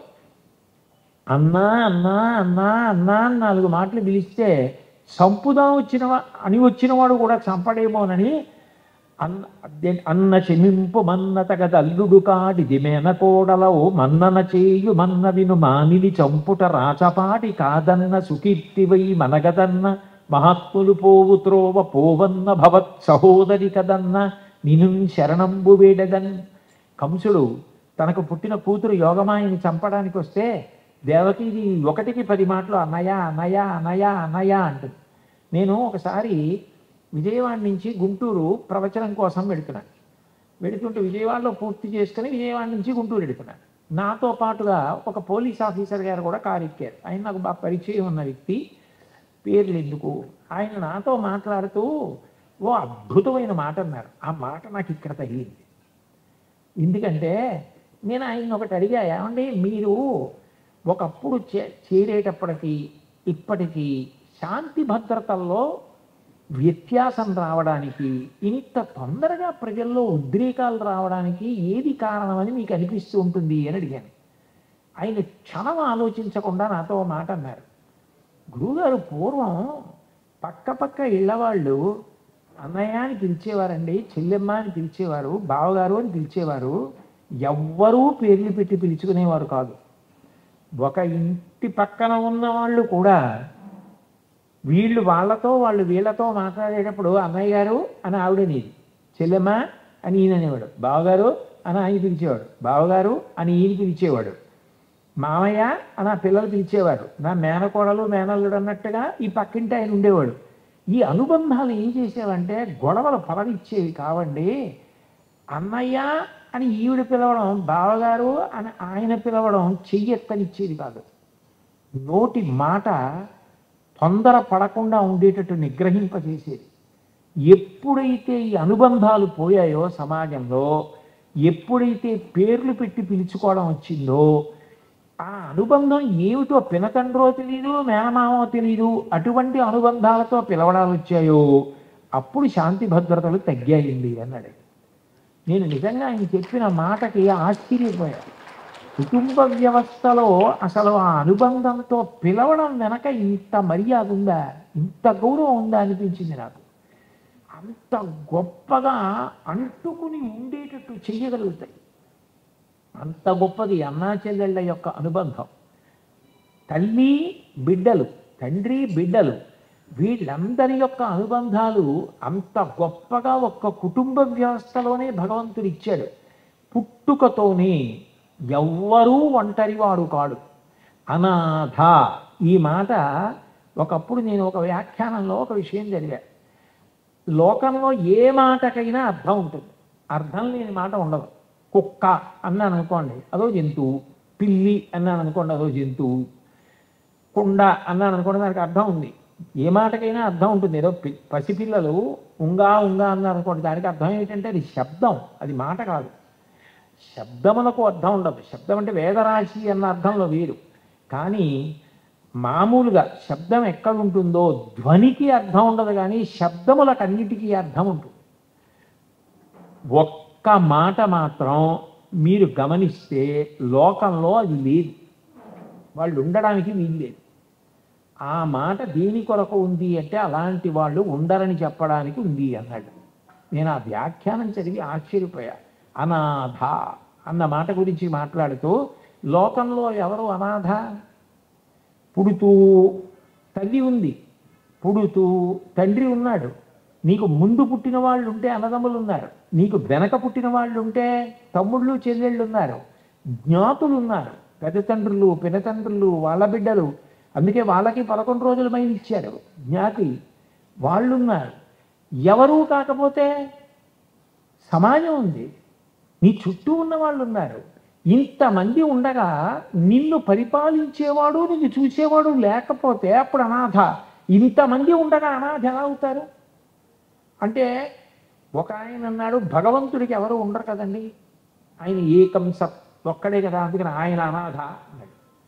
అలా అనడానికి లేదు. పరమేశ్వరుడికి పార్వతీదేవి ఉంది, పార్వతీదేవికి పరమేశ్వరుడు ఉన్నాడు, నారాయణుడికి లక్ష్మీదేవి ఉంది, లక్ష్మీదేవికి నారాయణుడు ఉన్నాడు, ఆయనకి భక్తులు ఉన్నారు, భక్తులకు ఆయన ఉన్నాడు. మరి అనాథెవరు అంటే ఈ పేరుతో ఉండేవాడు లేడని చెప్పడానిక ఒక్క పేరు వచ్చిందండి. ఆ పేరుతో ఎవడు ఉండడు అన్నాడు.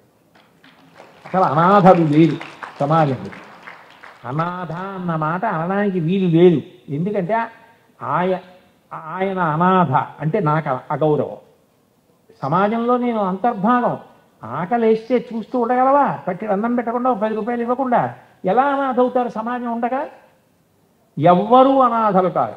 మరి ఆ మాట ఎందుకు అంటే అటువంటి వాళ్ళు ఉండరని చెప్పడానికి ఆ మాట ప్రయోగించాలి కాబట్టి ఆ మాట ప్రయోగించారు. కానీ సనాతన ధర్మంలో ఈ కుటుంబ వ్యవస్థ ఉన్నంత కాలం అనాథ అన్న మాట ఉండదు. ఆ ఒక్క మాట అర్థం చేసుకుంటే అసలు కుటుంబ వ్యవస్థ ఎంత గొప్పదో మనకు అర్థమవుతుంది. ఇక అసలు భార్యాభర్తల మధ్య ఉండేటటువంటి అనుబంధం అది చెప్పడం ఎవరికీ సాధ్యం కాదు. ఎందుకని అంటే ఆమె ఎక్కడో పుట్టింది, నేను ఎక్కడో పుట్టాను. మేమిద్దరం కలిసి భార్యాభర్తలం అయినాం. భార్యాభర్తలు దంపతులు అని లౌకిక మర్యాదలో అంటాం. శాస్త్ర మర్యాదలో ఆమె నాకు పత్ని, ఆమె నా ధర్మపత్ని అంటాం. అందుకే పూజ చేస్తున్నాం అనుకోండి, భార్యా సమేతస్య అనరు, ధర్మపత్ని సమేతస్య అంటారు. ధర్మపత్ని అంటే పురుషార్థములు ఉంటాయి. పురుషార్థములు 4: ధర్మ, అర్థ, కామ, మోక్ష. ఇంకేం అడగక్కర్లా, ఈ 4 అడిగితే చాలు. ధర్మార్థ కామ మోక్ష చతుర్విధ పురుషార్థ బల సిద్ధ్యర్థం అంటే చాలు. ఇందులో 4వది నిజానికి మీరు చెయ్యవలసింది కాదు, మీరు పొందవలసింది. అది చిట్ట చివరి ప్రయోజనం. మిగిలిన 3 మీరు అనుష్ఠించవలసినవి. అర్థము, కామము ఈ 2 ధర్మంతో ముడిపడాలి. సంపాదిస్తే ధార్మికంగా, ఖర్చు పెడితే ధార్మికంగా, కోరిక పుడితే ధార్మికంగా, కోరిక తీర్చుకుంటే ధార్మికంగా. దీని ప్రయోజనం మోక్షం. మోక్షానికి ఇంకా కొత్తగా ఏమి చేయడాలు ఉండవు. ఎందుకంటే మీకు బాగా అర్థం అవ్వాలంటే నేను తరచుగా చెప్పే ఉదాహరణ, మీకు 8 అడుగుల కర్ర ముక్క ఒకటి నేను తీసుకొచ్చి ఇచ్చి దీన్ని నేను 4 సమాన భాగాలు చెయ్యండి. మీరు నరికేటప్పుడు భాగాలు చేసేటప్పుడు ఒక్కొక్క మాటే నరకాలి అని అనుకోండి. మీరు 8 అడుగుల కర్ర అక్కడ పెట్టుకుని 2 అడుగులకు ఒకసారి గీత గీస్తారు. ముందు 2 అడుగులు ఓ గీత, మళ్ళీ 2 అడుగులు ఓ గీత, మళ్ళీ 2 అడుగులు ఓ గీత. ఎన్ని మాటలు గీశారు? 3 మాటలే, 4 మాటలు గీరు. ముందు 2 అడుగుల దగ్గర ఒకసారి నరుకుతారు, 2 అడుగుల మొక్క వచ్చింది, 6 అడుగుల మొక్క ఉంది. మళ్ళీ ఇంకొక మాట నరుకుతారు, 2 అడుగుల మొక్క వచ్చింది. 4 అడుగుల మొక్కని 3వ మాట నరుకుతారు, 2 అడుగుల మొక్కలు 2 వచ్చేసాయి. ధర్మబద్ధమైన అర్ధకామములు మోక్షములకు కారణం. ఇక కొత్తగా మళ్ళీ మోక్షాన్ని సంపాదించడానికి మోక్షం ఇంకొకటి ఉంటుందని అనుకోకూడదు. ధర్మబద్ధమైన అర్ధకామములు మోక్షమును ఇచ్చేస్తాయి. మోక్షమును పొందడానికి ప్రధాన ఉపకరణం ఎవరు అంటే పత్ని. అందుకని ఆమె ధర్మపత్ని. ఆ ధర్మమునకు పాడు చేసేది కామము. అది విశృంఖలత్వాన్ని పొందుతుంది. ఒక వయసు వచ్చిన తర్వాత కామమును ధర్మంతో ముడివేయకపోతే, ధర్మం తప్పి కామము ధర్మమును అతిక్రమిస్తే ప్రమాదానికి వెళ్తుంది. విశ్వనాథ సత్యనారాయణ గారు చెలియలి కట్ట అని ఒక నవల రాశారు. అది పురుషార్థముల గురించి. నిజానికి సముద్రం అంత గొప్పది. అది తలుచుకుంటే ఊళ్ళ మీదకి వచ్చేయగలదు. ఒకప్పుడు వచ్చేయలేదు, ఈ సీమలో వచ్చేయగలదు. కానీ చేతకాని దానిలా ఒడ్డు వరకు వచ్చి కెరటాలు వెనక్కి వెళ్ళిపోతుంటాయి. పురుషుడు తనంత తాను ఎంత శక్తివంతుడైనా, ఎంత కీర్తివంతుడైనా, ఎంత గొప్పవాడైనా తన ప్రతిజ్ఞకి తాను కట్టుబడతాడు. ధర్మీచ అర్థేచ కామేచ నాతిచరామి. ఈమెను దాటను, చెలియలి కట్ట, సముద్రము ఒడ్డును దాటనట్టు దాటడు, ఆమెను అతిక్రమించడు. ఆమె ధర్మపత్ని. ధర్మపత్ని అన్న మాటకు అర్థం ఏమిటంటే కామము ధర్మంతో ముడిపడింది. మొట్టమొదట శరీరమునందు ఒక వయసు వచ్చిన తర్వాత మనసులో కలిగేటటువంటి కామము ధర్మంతో ముడిపడిపోతే అర్థము ప్రభవిస్తుంది అందులోంచి. కామము ఆమె యందు అన్వయమైంది కాబట్టి ఇప్పుడు ధార్మికమైన అర్థం కలిగింది. అందుకే ధర్మ ప్రజా సంపత్త్యర్థం అని సంకల్పం చెప్తారు వివాహంలో. ధార్మికమైన సంతానం కావాలి మాకు. కామము ధర్మముతో ముడిపడి ధర్మపత్ని యందు అన్వయమైతే కొడుకు కూతురు పుట్టారు. ఇప్పుడు ఈ కూతుర్ని కన్యాదానం చేసి 21 తరాలు తరించిపోయాయి. ఆ కొడుకు తన వంశాన్ని నిలబెట్టాడు. ఒకవేళ తండ్రి గారు పుణ్యం చేసుకోలేకపోయినా కొడుకు చేసినటువంటి పుణ్యము వలన 7 తరాలు తరించిపోయినటువంటి వాళ్ళు ఉన్నారు. కాబట్టి తరింపచేస్తాడు కొడుకు. ఇప్పుడు ఈయన తరించడానికి కారణం ఎవరయ్యారు? ఆమె కారణమైంది. ధర్మపత్ని యజ్ఞం చెయ్యాలి. యజ్ఞం చెయ్యాలి అంటే పక్కన ధర్మపత్ని ఉండాలి. ఒకవేళ ఆమె అనారోగ్యంతో ఉండి మంచంలో ఉంది, ఏం పర్వాలేదు, ఆమె ఉంటే చాలు. ఆమె మంచంలో పడుకుని ఉన్నా ఆమె ఉన్నది అని గుర్తు ఏమిటంటే ఉత్తరీయం ఎడమ భుజానికి తగలచ్చు. ఎడమ భుజానికి ఉత్తరీయం తగులుతోంది అంటే ఆయన మంగళస్వరూపి అని గుర్తు. భార్య ఉన్నవాడు మంగళప్రదుడు అని. అప్పుడు ఆయన యజ్ఞయాగాది క్రతువులు చేయొచ్చు. ఆమె లేదు, ఆమె శరీరం వదిలిపెట్టేసింది. పురుషుడికి 2 పోతాయి, ఇహము పరము 2 పోతాయి. ఎందుకని అంటే నిజానికి ఇల్లు అంటే ఇటకలతో కట్టినది కాదు. ఇల్లు అంటే గృహిణి గృహముచ్యతే. గృహిణి ఇల్లాలు. ఇంటికి వెళ్ళేటప్పటికీ అంత ప్రేమతో ఎంత అలిసిపోయిచ్చారో ఇది తినండి అని అంత ప్రేమతో మళ్ళీ తల్లిలా పెట్టగలిగేది ఎవరు అంటే భార్య. తన కామము ధర్మము చేత ముడిపడేటట్టు చేసి తను అంత క్లిష్టమైన ప్రసవ వేదన పొంది వంశాన్ని నిలబెట్టి ఆయనకు బిడ్డలనిచ్చేది ఎవరు అంటే పత్ని, భార్య. ఆయన యజ్ఞయాగాది క్రతువులు చేయడానికి కారణం ఎవరు అంటే ఆమె. తన కడుపున పుట్టిన కూతురైనా కన్యాదానం చెయ్యాలంటే ఆమె లేకపోతే అధికారం లేదు. అంటే ఆయన చేసేటటువంటి సమస్త పుణ్యాలకి కారణం ఎవరు అంటే ఆమె. ఆమె వెళ్ళిపోయిందో ఇహము పరము 2 పోయి. ఇంటికి వెళ్ళేటప్పటికి ఆ ఆదరణ ఇది, ఆ సంతోషం ఇది, ఆ పిలిచేవాళ్ళు ఎవరు, ఆ తాపత్రయపడేవాళ్ళు ఎవరు, ఒంట్లో బాగున్నా బాగుండకపోయినా తిన్నారా తిన్నారా తిన్నారా అని తాపత్రయపడిపోయేది భర్త కూడా కోరని ఒకే ఒక కోరిక కోరేది ఎవరు అంటే పత్ని ఒక్కతే. ఆయన చేతిలో నేను వెళ్ళిపోవాలి పసుపు కుంకాలతో అని అడుగుతుంది తప్ప ఆయన నా చేతిలో వెళ్ళిపోవాలని ఎంత ప్రేమ ఉన్నవారు కోరరు.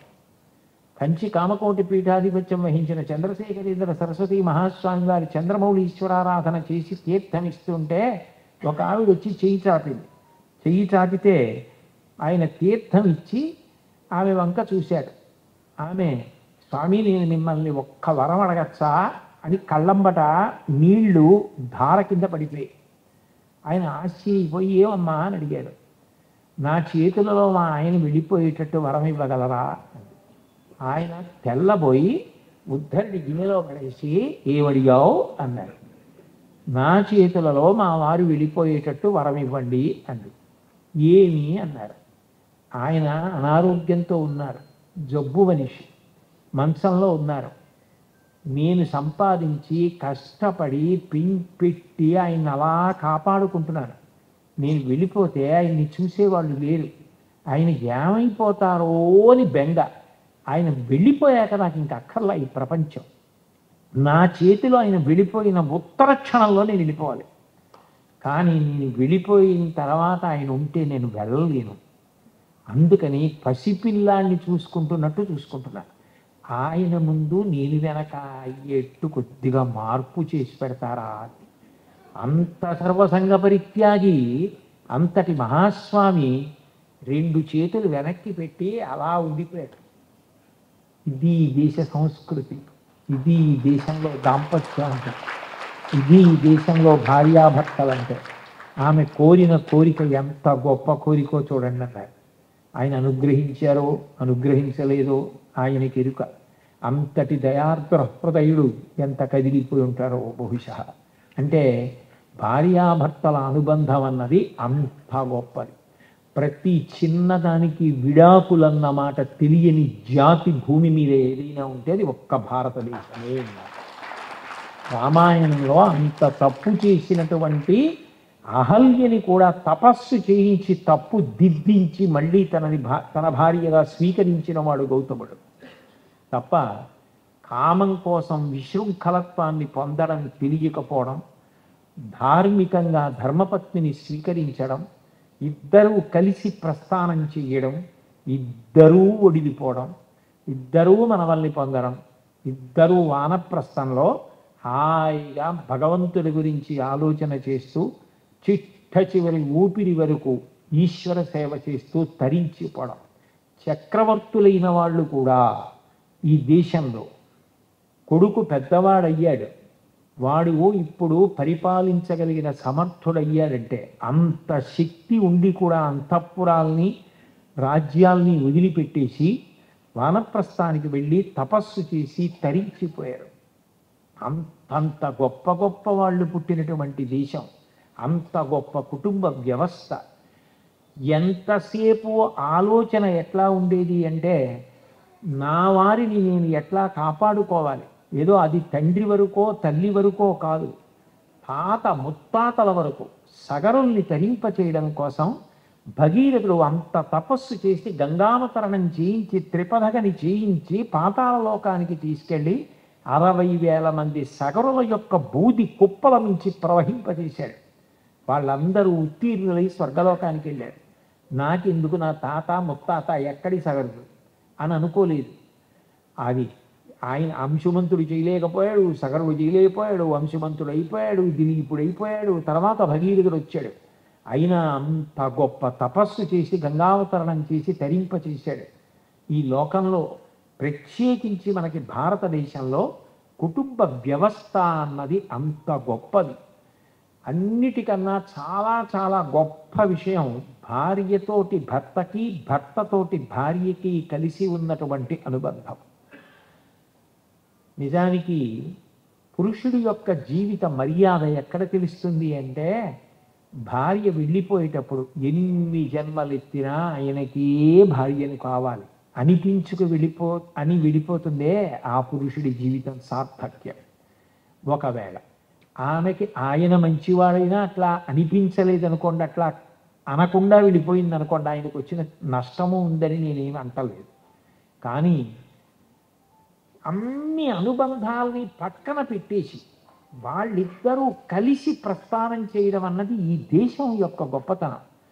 ఆమె ఎక్కడో పుట్టింది, తల్లిదండ్రులు ఉన్నారు, ఆమెకో పుట్టింటి పేరుంది, ఆమెకో వంశము, ఆమెకో గోత్రం ఉంది, ఆమెకి స్నేహితులు ఉన్నారు, ఆమె ఉన్న ఊరుంది. ఇన్నిటినీ వదిలిపెట్టేసి మెడలో మంగళసూత్రం కట్టి జీలకర్ర బెల్లం పెట్టిన వాడి చిటికిని వేలు పట్టుకుని సముద్రాలు దాటి ద్వీపాంతరానికి వెళ్ళిపోతోంది. ఏమిటి నమ్మకం అంటే, ఆయన నా దైవం అంటుంది, ఆయన నా సమస్తం, ఆయన బాగుండాలి. ఎంత ఆశ్చర్యం! అసలు ఏ దేశంలో ఉంది వ్యవస్థ, ఎంత గొప్ప వ్యవస్థ. అందుకే నేను ఈ మాట ఏదో పక్షపాతానికో పొగిడించుకోవడానికో చెప్పట్లా, నేను ఉన్న మాట పరమ సత్యం చెప్తున్నాను. ఈ దేశంలో ఈ మర్యాద, ఈ గౌరవం ఇలా నిలబడడానికి కారకులైన వారెవరు అంటే మొట్టమొదట తల్లులే. వారి త్యాగం దగ్గర ప్రారంభం, కుటుంబ వ్యవస్థ ప్రారంభం ఎక్కడ అంటే అక్కడ. అట్లా స్త్రీ రానినాడు అసలు కుటుంబ వ్యవస్థ ఎక్కడుంది? ఆమె కదిలి వచ్చేసింది, ఆమె వెళ్ళిపోతోంది, ఎన్ని సముద్రాలైనా దాటి వెళ్ళిపోతోంది. ఆ భర్త కోసం అన్నీ త్యాగం చేసేస్తుంది. సీతమ్మ రామాయణంలో అయోధ్యకాండలో ఆ మహానుభావుడు అత్రి మహర్షి భార్య అనసూయమ్మతో మాట్లాడుతూ మాట అంటుంది, అమ్మా ఈ దేశం గొప్పతనం ఎక్కడుందంటే, రాత్రి భార్యని పరుషంగా మాట్లాడి హింసించినటువంటి భర్త పడి నిద్రపోతూ ఉంటే ముందు లేచిన భార్య మంగళసూత్రం కళ్ళకద్దుకొని వీటితో నేను కడతేరిపోవాలని కోరుకుంటుందమ్మా, అటువంటి జాతిలో పుట్టిన స్త్రీని. అంత ఉత్తముడు రామచంద్రమూర్తి యొక్క భార్య నేనెందుకు గర్వపడతాను తప్ప అరణ్యవాసానికి వచ్చిన చేతకాని వాడంటానమ్మా అంది. అది దేశపు వైభవం. చిట్ట చివరికి చేరేటప్పటికి పైకి మాట్లాడరు కానీ గుప్తంగా మనసులో బెంగ అంతా ఏమిటంటే, నాకన్నా ముందు ఇది విడిపోతే పర్వాలేదు, నేను ఉంటాను, నేను చూస్తాను, ఆఖరి వరకు నేను ఏదో చూడగలను, ఏదో తాపత్రయం ఆయనకి. ఆయన బెంగ అంతా ఏమిటంటే, నేను వెళ్ళిపోతే ఇది ఏమైపోతుంది? అప్పుడు ఆయనకి ఆమె బలహీనతలన్నీ గుర్తొస్తాయి.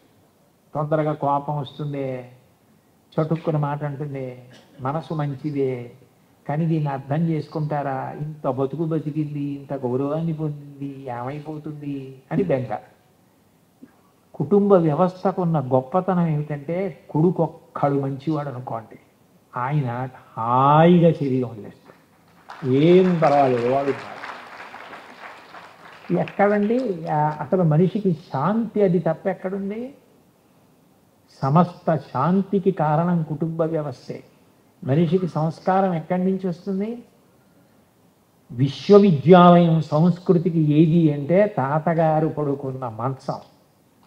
తాతగారు పడుకుంటాడే, పడుకున్నప్పుడు మనవడు వచ్చి తాతగారి డొక్కలో చేరుతాడు. చేరి తాత తాత కథ చెప్పండి, తాతగారండి కథ చెప్పండి, తాతగారండి కథ చెప్పండి అంటాడు. తాతగారండి కథ చెప్పండి అంటే తాతగారు అప్పటికి చెప్పిన కథ మనవడు నిద్రపోవడానికి పనికొస్తుంది. ఒరే నాన్న, ఓ కాకి ఉందిరా, చెట్టు మీద కూర్చుందిరా, అది ఎక్కడి నుంచో పాపం కష్టపడి ఓ మాంసం ముక్క తెచ్చుకుంది, తిందామనుకుంది, ఇంతలో కిందకో నక్కొచ్చింది, కాకి బావా నువ్వు ఎంత బాగుంటావో, నీ అంత కాంతితో కూడిన నలుపు ఎవరికి ఉంటుంది అని దాన్ని ఎంతో పొగిడింది.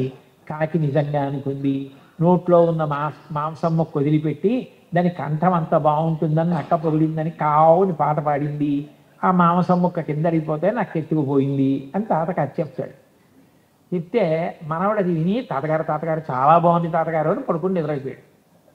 వాడు తర్వాత పెద్ద అధికారి అయ్యాడు.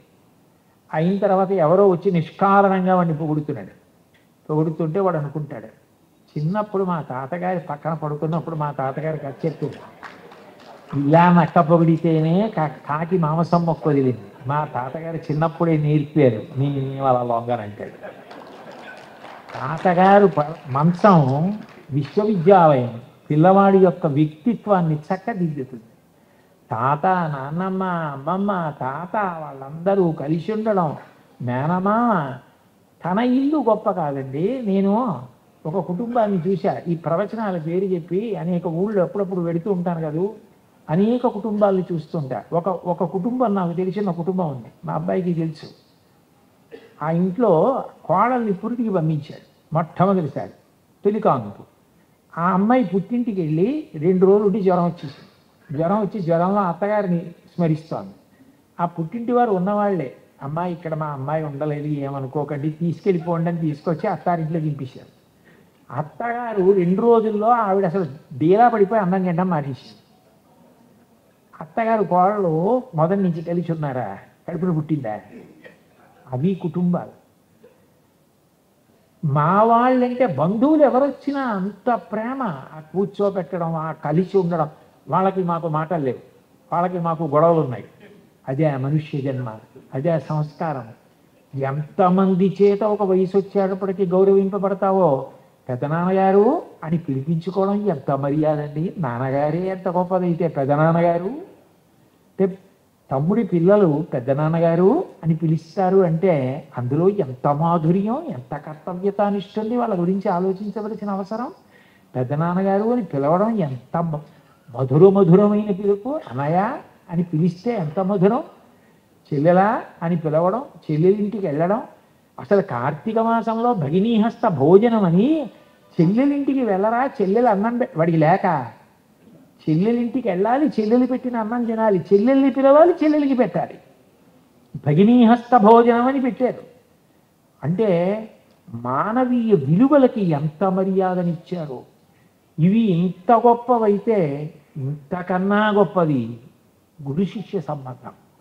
ఆయన కుటుంబ వ్యవస్థలో ఒకడు కాడు, కానీ ఎవరికన్నా త్యాగమూర్తి ఎవరంటే గురువే.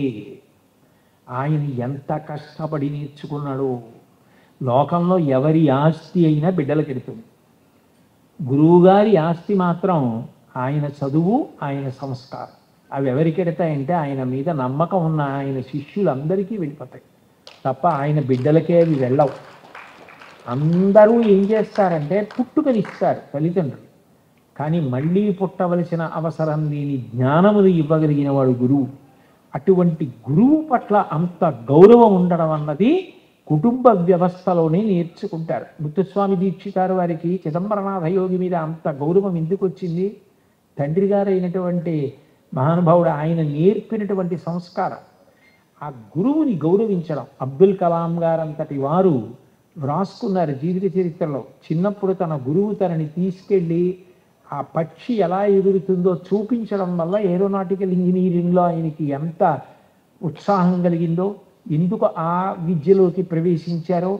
ఒకనాడు ఆయనకి మెడ్రాస్ ఇన్స్టిట్యూట్ ఆఫ్ టెక్నాలజీలో సీట్ వస్తే కట్టడానికి 1000 రూపాయలు లేకపోతే ఆయన సోదరి జోహరా ఆవిడ కష్టపడి తన చేతి గాజులు గొలుసు తాకట్టు పెట్టి ఇస్తే ఆ 1000 రూపాయలతో చేరి, అమ్మ నేను సాధ్యమైనంత తొందరగా తాకట్టు విడిపించి నీకు ఇచ్చేస్తానన్నారు. అప్పటికి చదువుకుంటున్న ఆయన ఎలా విడిపిస్తారు? ఆయనకున్న ఒక్క మార్గం, మెడ్రాస్ ఇన్స్టిట్యూట్ ఆఫ్ టెక్నాలజీ ఆ రోజుల్లో అంత సుప్రసిద్ధ సంస్థలో బాగా చదువుకుని స్కాలర్షిప్ సంపాదించి విడిపించాలి. చెల్లెలు నగలు విడిపించడానికి బాగా చదవడం మొదలుపెట్టినటువంటి కలాం గారు ఈ దేశానికి ఎంత గర్వించదగ్గ బిడ్డ అయ్యారో మీ అందరూ చూశారు. కాబట్టి గురువు అంత గొప్పవాడు. రామాయణం చదువుతుంటే అసలు బాలకాండలో ఆ విశ్వామిత్రుడు మాట్లాడే మాటలు వింటుంటే, ఆ శ్లోకాలు చదువుతుంటే గుండె కరిగిపోతుంది. ఎంత ప్రేమో! రామ చీకటి పడిపోయింది, క్రూర జంతువులు అరుస్తున్నాయి, పక్షుల యొక్క అరుపులు వినపట్టలేదు, సమస్త భూతములు పడుకున్నాయి, నువ్వు పడుకో, నీకు క్షేమమగుగాక, రామా భద్రంతి అంటాడు. గురువు ఎప్పుడూ శిష్యుల యొక్క హితాన్ని కోరుతూ ఉంటాడు, ఎప్పుడూ వాళ్ళు వృద్ధిలోకి రావాలని కోరుకుంటూ ఉంటాడు. ఆయనకి ఏ అనుబంధం ఉందని? ఏ అనుబంధం లేదు. అయినా గురువు గారు అంటే ఎప్పుడూ శిష్య హితయోద్యత సతతం, శిష్యుల యొక్క హితము కొరకు పరితపిస్తాడు. అంత గొప్ప కుటుంబ వ్యవస్థ. మీరు అగస్త్య మహర్షి అయితే సముద్రాన్ని పుడిచిపెట్టాడు, కానీ ఇంత పెద్ద విషయాన్ని ఇచ్చి నన్ను ఒక్కరోజు కాసేపు వచ్చి మాట్లాడి వెళ్ళమన్నారు. అందుకని మీకు తెలియని విషయాలు కావు. మీరందరూ కుటుంబాల్లో లేని వాళ్ళు కారు, అందరూ అన్నీ తిన్నవే. కానీ ఒక్కొక్కసారి ఎలా ఉంటుందంటే, మనం తిన్న పదార్థం యొక్క గొప్పతనాన్ని ఇంకోళ్ళు చెప్తుంటే చాలా సంతోషంగా ఉంటుంది. ఏదో నాగపూర్లో తయారు చేసే హల్వా ఇంత గొప్పది అని మనం హల్వా తింటూ ఉండగా నాగపూర్ వాళ్ళు ఎవరో కమలా ఫలాలతో ఇక్కడ ఇంత బాగా చేస్తారని చెప్పి, అబ్బా ఇంత గొప్పదా అని గుర్తుండిపోయినట్టు. అందరూ కుటుంబ వ్యవస్థలో మాధుర్యం అనుభవిస్తున్న వాళ్ళే అయినా దాన్ని ఒకసారి విని సంతోషించాలి, మరింత పూనిక పొందాలి, మన పిల్లలు పొందాలన్న మంచి మనసుతో మీరు ఇంత మంచి విషయం గురించి తెలుసుకోవాలనుకోవడం నాకు ఎంతో ఆనందాన్ని ఇచ్చింది. భగవంతుని యొక్క నిర్హేతుక కృపాకటాక్ష వీక్షణముల వలన ఎప్పటికీ కుటుంబ వ్యవస్థ చెక్కు చెదరకుండా ఇట్లాగే నిలబడి, ప్రతి ఇంట తాత, నాన్నమ్మ, అమ్మమ్మ, తాత, మేనమామలు, అత్తలు, మేనత్తలు, మామయ్యలు, తల్లి, తండ్రి, పిల్లలు ఇంతమంది కలుస్తూ ఒకళ్ళింటికొకళ్ళు ఎడుతూ భోజనాలు చేస్తూ పొరపక్షాలు లేకుండా పచ్చని చెట్టులా సంతోషంగా ఋషులు కోరుకున్నట్టుగా ఈ సమాజం వృద్ధిలోకి వచ్చేటట్టుగా అనుగ్రహించాలి అని కోరుకుంటూ ఈశ్వరుడి పాదములకు వీరొక్క మాట నమస్కరిస్తూ, ఇంత ప్రేమగా నన్ను తీసుకొచ్చి కూర్చోబెట్టి మీ అందరూ కూడా విన్నారు. ఇటు తిరిగి నాకు ఒక్కటే చిన్న బాధ కలిగింది. ఏంటంటే పాపం నేను వచ్చేటప్పటికి ఆ పాప తల మీద 2-3 కలశలు పెట్టుకుని నృత్యం చేస్తోంది. అటువంటప్పుడు ఏమాత్రం దృష్టి కేంద్రీకరణ తగ్గినా అవి కింద పడ్డాయనుకోండి, ఆ అమ్మాయి నృత్యం సరిగ్గా చేయలేదంట. అందుకని నేను వచ్చినప్పుడు నా చుట్టూ చేరితే ఆ అమ్మాయికి దృష్టి కేంద్రీకరణ పోతే పాపం చిన్న పిల్ల ఎక్కడ అప్రతిష్టపడి చిన్నబుచ్చుకుంటుందో అని బెంగబెట్టుకుని, అయ్యో నా వల్ల ఆ అమ్మాయికి అట్లా కష్టం రాకూడదని ఇప్పుడేం వద్దు, ఏం వద్దు, ఏం వద్దు, పక్కకు ఉండండి అని చెప్పడానికి కారణం ఆ అమ్మాయి మీద ప్రేమ. అది లేని నాడు నేను కుటుంబ వ్యవస్థ గురించి మాట్లాడడానికి నాకు ఏం అధికారం ఉంటుంది? అందుకని మీ అందరి ప్రేమకి నేను వేరొక్కసారి కృతజ్ఞతలు తెలియచేస్తూ, మీరు కుటుంబ వ్యవస్థలో ఇంటికెళ్ళి భోజనం చేయడం కూడా అంతర్భాగం. గాజుల చేతి భోజనం చేసి సంతోషించాలి, అదొక మహదైశ్వర్యం. ఆయన గాజుల చేతి భోజనం చేస్తున్నాడంటే 95 ఏళ్ల వాడికి 90 ఏళ్ల భార్య గాజుల చేతి భోజనం పెట్టడం ఒక మహదైశ్వర్యం. అందుకని ఈ ఐశ్వర్యం ఎప్పటికీ అట్లాగే ఈశ్వరుడు అందరికీ అనుగ్రహించాలని కోరుతూ స్వస్తి.